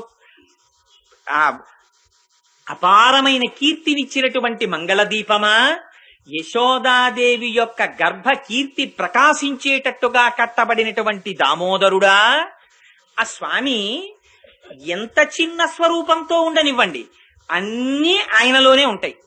ఆయనే అన్నిటిలో ఉంటారు. ఇది ఒక ఆశ్చర్యకరమైనటువంటి చేష్టితం. బయట నేత్రంతో బయట చెవులతో విన్నప్పుడు అర్థం కాదు. నేను భాగవతం దశమస్కందం చెప్పినప్పుడు ఈ లీలని ఆ శ్రీకృష్ణ భగవానుడి నోటిలో అన్ని ఎలా కనపడతాయి అన్న దాని మీద నేను వివరణ చేసి ఉన్నాను. అందుకని దాన్ని మళ్ళీ ఇప్పుడు ప్రత్యేకం వివరణ చేస్తే అది ఒకటే పట్టేస్తుంది. కాబట్టి ఆ స్వామి యొక్క కుక్షిలో సమస్త భువనములున్నాయి. ఉంటే అటువంటి వాడి కడుపుని కట్టేస్తానంది. అందుకని ఆయన దామోదరుడు అన్నాడు. ఆయనకు మచ్చ పడిపోయింది కడుపు మీద. అమ్మ కట్టేసింది. మచ్చలేని వాడు ఒక అమ్మ కడుపున కొడుకుగా వస్తే అమ్మ కట్టేసింది. ఎంత విచిత్రం అండి. ఆయన కట్టుబడ్డామా? ఆయన కట్టడానికి దొరికేవాడా? అలాంటి వాడు వేదం తెలియదు, ఉపనిషత్తులు తెలియవు, కర్మ తెలియదు, జ్ఞానము లేదు, గురు శుశ్రూష లేదు. అటువంటి అమాయకురాలైనటువంటి ఒక గోపకాంత చేత కట్టబడ్డారు. కొట్టబడలేదు. మన అదృష్టం. కొడతానంది అమ్మ. ఎందుచేతనంటే యశోదాదేవికి అందరూ వచ్చి పాపం నేరాలు చెప్తుండేవారు. ఒక నేరం కాదు, 2 నేరాలు కాదు కృష్ణుడి మీద. అమ్మ ఏం చెప్తామమ్మా, కృష్ణుడు అంటే సామాన్యమైన అల్లరి చేశాడనుకుంటున్నావా? బాలురకు పాలు లేవని బాలింతలలు మొరలు పెట్ట పకపకనగియా బాలుండాలము చేయుచు ఆలకు గ్రేపులను విడిచెనంబోజాక్షి వారిల్లు సొచ్చి కడవల దూరంబుగ నీయి త్రాగి తుదనా కడవల్ వీరింట నీసుతుండిట వారికి వీరికి పెద్ద వాదయ్య సతి ఆడంజని మీగడ పెరు గోడక నీ సుతుడు త్రావి ఒక ఇంచుకతా కోడలి మూతింజరిమిన కోడలు ముచ్చనుచు అత్త కొట్టెల తాంగి ఓయమ్మ నీ కుమారుడు మాయిండ్లను పాలు పెరుగు మననీడమ్మ పోయదమెక్కడికైనను మాయన్నుల సురభులాన మంజులవాణి. ఇంకా దారుణం. వేలుపులట నాకంటెను వేలుపు మరి ఎవ్వడనుచు వికవికనగిమా వేలుపుల గోడపైనో హేలావతి నీత నూజుడు ఎంగిలి చేసెన్ అని కొడుకులు లేరని ఒకసతి వగవగా తన్ను మగనిగా గైకొనెనన్ కొడుకులు కలిగిదరనిపై పడినాడిది వినుము శిశువు పనులే తల్లి నా కొడుకును నా కోడలు ఏకతమున పెనగ పాము నీతడు వైవన్ కోక నిరుంగక పారిన కూకలిడన్నీసుతుండు గుణమే గుణాఢ్య. ఎన్ని చెప్పారో నేరాలు. ఇన్ని చెప్తే పిచ్చి తల్లి యశోదంది అన్యమిరుగడు తన ఎంత నాడుచుండు మంచివాడితడెగ్గులు మనరమ్మ రామలారత్రిలో కాభిరామలార తల్లులార గుణవతీమ తల్లులారా. ఎందుకని వీళ్ళందరూ వచ్చి నేరాలు చెప్పేటప్పటికి ఆయన ఏం చేస్తున్నాడో తెలుసా అండి? కాంతలు తల్లితో తన వికారములెల్లగణింప భీతుడై శాంతుని పొంపునన్ పరమ సాధుని పెంపున గొలమాట్కి ఏ వింతయులేక తల్లి కుచవేదికపై తలమోపి ఆడుచున్. ఏమీ తెలియని వాళ్ళ అమ్మ గుండెల మీద పడుకుని వాళ్ళొక్క ఇప్పుడు పాపం వీడి మీద నేరాలా అని వాళ్ళని వెళ్ళి పాపం ఈవిడి దెబ్బలాడ్డాం. ఇలాంటి అమ్మకి కానీ మనసులో ఎక్కడో అనుమానం ఉండిపోయింది. వీడి ఇంత అల్లరి చేయకపోతే ఇంతమంది వచ్చి చెప్తారా అని. నాడు ఈవిడే చల్ల చేసుకుంటోంది. పాపం చేసుకుంటుంటే ఎక్కడి నుంచో వచ్చాడు. సుడియుతు గిదుకుచు వాలుచు సడి కొట్టుచు అమ్మరమ్ము చంగిమ్మనుచున్ వెడవెడ గంతులు వైచుచు కదిచి కడవ బాలకొండు కవ్వము పట్టాను. అమ్మ ఆకలేసేస్తోంది, పాలిస్తావా ఇవా? గబగబా వచ్చేసా దడిమధనం చేస్తోంది ఆవిడ, చల్ల చేస్తోంది. వచ్చి గబాలన కవ్వం పట్టుకున్నాడు. పట్టుకుంటే లేక పుట్టిన పిల్లాడు. అందులో ఆయన్ని చూస్తే చాలు ఆనందం అందరికీ. కృష్ణుడు కదా, నిరతిశయ ఆనంద స్వరూపుడు. అందుకని ఆ తల్లి గబగబా ఒళ్ళో పెట్టుకుని పాలిస్తోంది.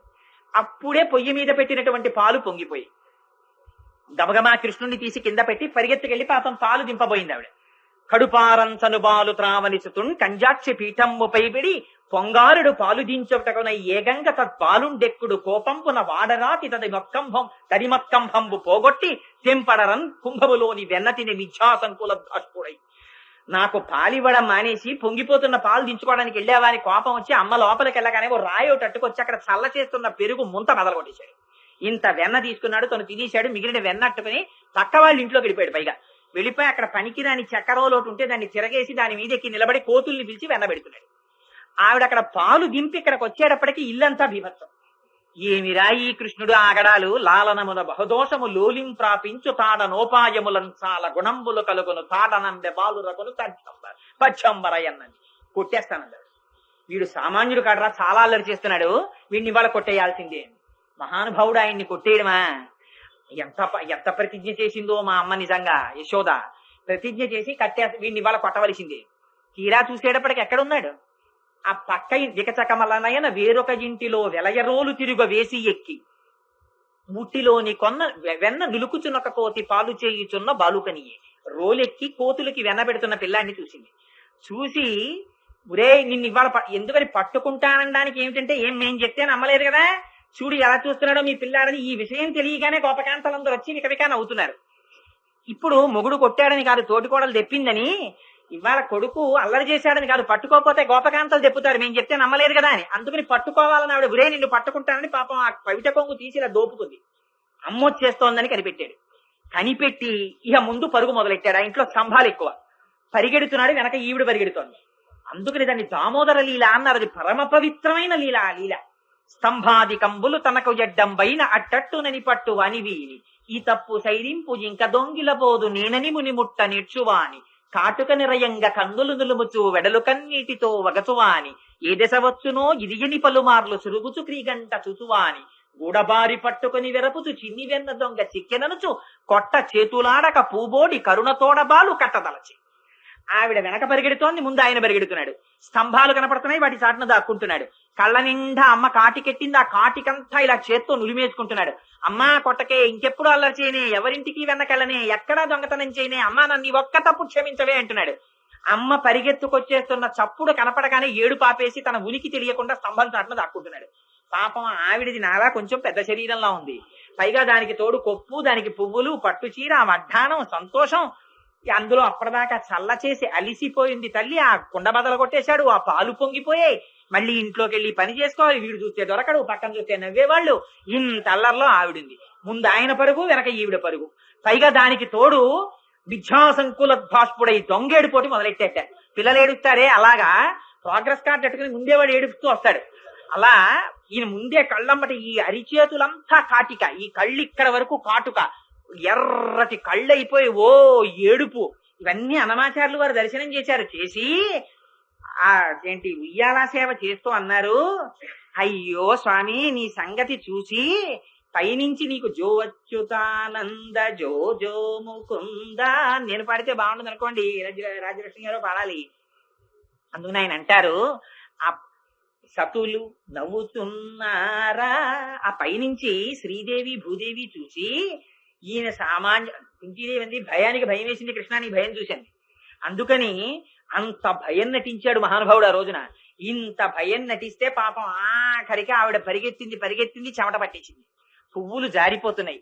ఇంత జరిగిపోతుంటే గొడల చెమటలగయ్య నుత్తరీయము జార తురుముకున్న విరులు జారిరాల పట్టరాని తనను పట్టెదనని చింత కట్టుకున్న తల్లి కరుణ చూచి. ఆ అమ్మ అంత కష్టపడిపోతోందని ఎవ్వరూ పట్టుకోవడానికి దొరకనటువంటి వాడు పట్టుబడిపోయాట. అమ్మకి పట్టుబడిపోతే చెయ్యట్టుకుంది, గూడబారి పట్టుకొని వెరపుచ్చు ఇలా వేలు చూపించింది. ఏరా ఇంతల్లరా అంది. ఏరా ఎవ్వరికి దొరకవుట అని అందరినీ చూపించి పట్టెదనని చలముకొనిన పట్టుట పెట్టే పట్టుబడవండ్రు పట్టి పట్టుకొన నాకు కాక పరులకు తరమే. ఏమిట్రా వీళ్ళెవరికి నువ్వు దొరకవుట, నేను పట్టుకోవాలంటే నాకు కష్టమా, చూడు ఎలా పట్టుకున్నాను, ఇదో గొప్ప ఇవ్వాల. అందుకని నా చేయి పట్టుకుంది. కొట్టజాలక కొట్టబోయిందిట, కానీ ఎందుకు కొట్టబుద్ధి చేయలేదట. మొహం అటువంటి మొహం, రాశీభూతమైన పరబ్రహ్మం అది. కొట్టబుద్ధి చేస్తుందా, కొట్టజాలక. కానీ వదిలేస్తే పారిపోతాడు, కట్టేస్తాను నిన్ను ఇవ్వాలని అని ఇలా వదిలి తాడు తెస్తే మళ్ళీ కనపడ్డావు. అందుకని పాపం ఆ గోడ పట్టుకుని వెడుతోంది, ఒక్కొక్క తాడు పట్టుకొస్తోంది. అంతకుముందు చల్ల చేసి వదిలేసిన తాళ్లన్నీ ఒక్కొక్కటి పట్టుకొచ్చింది. పట్టుకొచ్చి సజ్జనని లోగిటంగల రజ్జు పరంపల క్రమరన్ సుతుకట్టన్ బొజ్జ తిరిగి రాదయ్యి జగజ్జాలములన్న బొజ్జ కట్టంతరమే. 14 హోనాలు కడుపులో పెట్టుకున్న వాడిని తాళ్లతో కడితే దొరుకుతుందా కడుపు, 2 అంగుళాలు తక్కువ వస్తోంది. ఆ తల్లికి అయ్యో ఏమిటి ఇన్ని తాళ్లు పెట్టినా 2 అంగుళాలు తక్కువ అవుతోందని ఆవిడికి స్పృహ లేదు. వెడుతోంది, తాళ్ళు చేస్తోంది, ముడేస్తోంది, మళ్ళీ కడుపుకి 2 అంగుళాలు తక్కువ వస్తోంది. ఇలా తిరుగుతూనే ఉంది ఆ అమ్మ. చూసేట పాపం, అయ్యో అమ్మ పిచ్చమ్మ నన్ను కట్టాలని ఇంత తిరుగుతోందని ఏమీ తెలియనటువంటి పిల్లవాడిలా కడుపు అక్కలించట. అక్కలించేసరికి ఆ తెచ్చినటువంటి తాడు సరిపోయి ముడేసేసింది. ఆ ముడేసేస్తే ఆనాడు ఇక్కడ మత్స పడిపోయింది స్వామివారికి. అందుకని స్వామి మా కోసమని నువ్వు దిగొస్తే నీ కడుపుకి తాడు కట్టి మత్స పెట్టిందా అమ్మ? ఎంత సౌలభ్యమయ్యా దామోదరా అని పొంగిపోతారు. అందుకని అటువంటి స్వామి పోతన గారు అంటారు, జ్ఞానులచే మౌనులచే దానులచే యోగ సంవిధానుల చేతన్ పూని నిబద్ధుండగునే శ్రీనాథుడు భక్తియుతుల చేతన్ బ్రోలను. జ్ఞానికి మౌనికి దానికి యోగికి దొరకని వాడు భక్తి కలిగిన వాళ్ళకి దొరికిపోయాడు. ఏమీ తెలియని తల్లి ఇవాళ పట్టేసింది. ఎటువంటి పరమాత్మ, సామాన్యమైన వాడు ఆయన. చిక్కడు సిరికౌగిటిలో చిక్కడు సనకాది యోగి చిత్తాబ్జములం చిక్కడు శృతిలతి కావలి చిక్కెనతడు లీల తల్లి చేతన్ రోలం. ఆయన వేదాలకి దొరకడు, ఉపనిషత్తులకి దొరకడు, లక్ష్మీదేవికి దొరకడు, మహాభక్తులకి దొరకడు, సనక సనందనాథులకి దొరకడు. అటువంటి వాడు ఇవాళ ఒక గోపకాంత చేతికి దొరికిపోయి కట్టబడ్డాడు. రోటికి కట్టేసింది. బెత్తం చేత్తో పట్టుకుని కొట్టలేక విక్కిరిస్తోంది. వీరెవ్వరు శ్రీకృష్ణులు కారా? ఎన్నడను వెన్న తినరట, చోరత్వం ఇంచుకయను నెరరట, ధరిత్రిట్టి నీతులు కలరే అంది. ఏమిటో ఏడుస్తున్నారు మీరు ఇవ్వాలా? మీకు అల్లరే కదా తెలుసు. పాపం మీరు కృష్ణుడు కాడేటి? పాపం మీరు ఎప్పుడు వెన్న తినలేదుటే, మీకు దొంగతనం అంటే తెలియటే, ఎంత అదృష్టం రా నా కడుపున పుట్టావు నాయన అని కర్ర పట్టుకు మాట్లాడుతోంది ఆవిడ. ఇవన్నీ ఏమిటి నిజంగా పొగడ్డమా? లోపల ఆర్తితో ఒక తల్లి ఎలా మాట్లాడుతుందో అలా మాట్లాడుతోంది. ఏమీ ఎరగని వాళ్ళ ఏడుస్తూ బెక్కుతూ అమ్మ కొట్టేస్తుందేమో అని బెంగ పెట్టుకున్న వాళ్ళ పిల్లి పిల్లలా కూర్చున్నాడు ఈయన. శ్రీకృష్ణ యదుభూషణ నరసఖ శృంగార రత్నాకర లోకద్రోహి నరేంద్ర వంశదమన లోకేశ్వర దేవతానీక బ్రాహ్మణ గోగణార్తిహరణ నిర్వాణ సంధాయక నీకున్ రొక్కెద త్రుంపవే భవలతల్ నిత్యాను కంపానిధి అని స్తోత్రం చేసిన కుంతీదేవంది. ఏమి కృష్ణ నువ్వు నటించిన భయం, నీ భయానికి భయం వేసిందయా? నీ భయం చూసింది, అంత భయం నటించాడు. అమ్మ చేత కట్టబడిన ఆ దామోదరుడిది దామోదర లీల అంటారు. ఆ లీల వింటే మన కర్మపాశములు తెగిపోతాయంటారు. అలా దొరికిపోయిన వాడే ఆ స్వామిని దామోదరా అని కీర్తించి తెలిసో తెలియకో ఆర్తితో 4 పువ్వులు విసిరితే చాలు. ఆయనకి ఇలా చెయ్యాలన్న నిబంధన కూడా లేదు. వెంకటేశ్వర స్వామి వారు అంత గుడి కట్టినవాడు తొండమాన్ చక్రవర్తి. అహంకారం ఉండేది ఆయనకి. రోజు నేను బంగారు తులసి దళాలతో పూజ చేస్తున్నాను అనుకునేవాడు. వెంకటేశ్వర స్వామి వారు బుద్ధి చెప్పాలనుకున్నారు. బుద్ధి చెప్పాలనుకుని అందులో మట్టి తులసీ దళం కనపడింది రోజున. ఏమిటి మట్టి తులసీ దళం వచ్చిందన్నారు. వెంకటేశ్వర స్వామి వారు వచ్చి చెప్పారు, నువ్వు బంగారు తులసి దళాలతో పూజ చేస్తున్నాను, రాజుని ఆనంద నిలయం కట్టించాలని అహంకరిస్తున్నావు. అందుకని నన్ను నువ్వు గుర్తెరగలేకపోయావు. అసలు నా భక్తుడెవరో చూపిస్తాను రా. కుమ్మరివాడు ఒకడు ఉన్నాడు కుండలు చేసుకుంటూ. వాడు దొరికిన దాన్ని తింటూ మట్టితో తులసీ దళాలు చేసి, తులసి దళాలు కూడా దొరకకపోతే మట్టి దళాలు నా పాదాల మీద పూజ చేస్తాడు. నా పాదముల మీద పడే పువ్వులు ఏమిటో తెలుసా?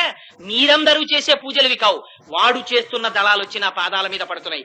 గభీరే కాసారే విశతి విజనే ఘోర విపినే విశాలే శైలే చ భ్రమతి కుసుమార్థం జడమతి సమర్ప్యై చేత సరసిజముమానాథ భవతే సుఖేన వస్తాతుం జనహ్యకి చ విజానాతికి మహో అంటారు శంకరాచార్యులు వారి శివానంద లహరిలో.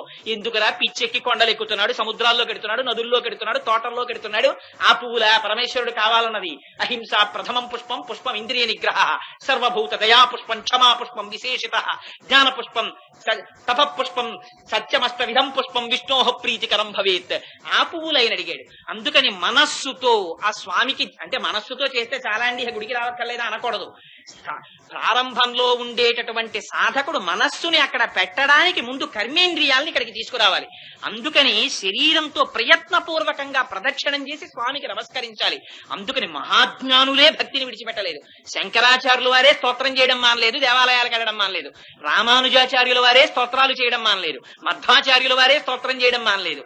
రామకృష్ణ పరమహంసే కాళికార్చన మానలేదు. మనం ఎంతటి వారం.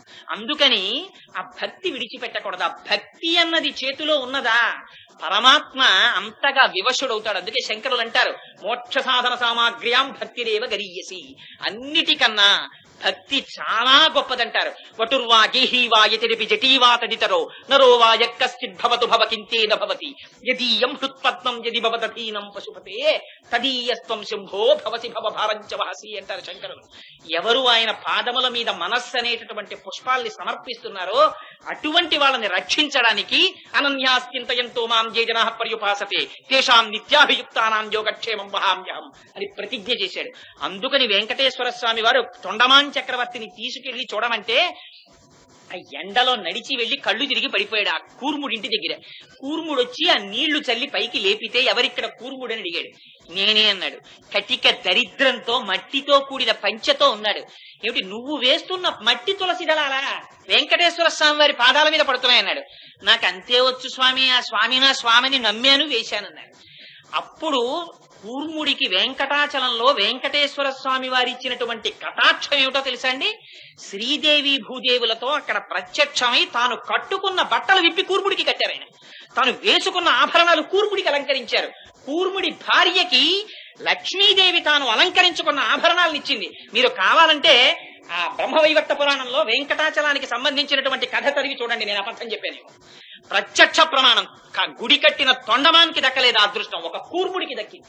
కావలసింది మనస్సు. అది చెప్తోంది వాళ్ళ గోదాదేవి. నీకు ఆ మనస్సుందా? నువ్వు అటువంటి ఆర్ద్రతతో కూడిన మనస్సుతో ఎలా పూజ చెయ్యాలో తెలియకపోయినా 4 పువ్వులు విసిరావా స్వీకరించడానికి ఆ స్వామి సిద్ధంగా ఉన్నాడు. అటువంటి పరమాత్మ యొక్క నామం ఒక్క నామం, ఏకశబ్ద సమ్యజ్ఞాత సృష్ట ప్రయుక్త స్వర్గే లోకే కామదుర్భవతి అంటుంది శాస్త్రం. ఒక్క నామం చెప్పు చాలు. శ్రీరామ రామ రామేతి రమే రామే మనోరమే సహస్రనామ తత్తుల్యం రామనామ వరానని అంటారు పరమశివుడు. ఒక్క నామం చెప్తే చాలు, ఆయన సిద్ధంగా ఉన్నాడు స్వీకరించడానికి. ద్రౌపదీదేవి ఏకవస్త్రయ్యి రజస్వల దోషంతో స్వామి నామం పలికింది. ఏమడ్డొచ్చింది? ఆవిని రక్షించాల వస్త్రాలనిచ్చి. గీత వినే ముందు ఆ యుద్ధంలో కురుక్షేత్రంలో భగవద్గీత బోధ చేసే ముందు గంగానది స్నానం చేసి వచ్చాడు అర్జునుడు. ఆయనకి పాత్రత ఏమిటి? ఆర్తి.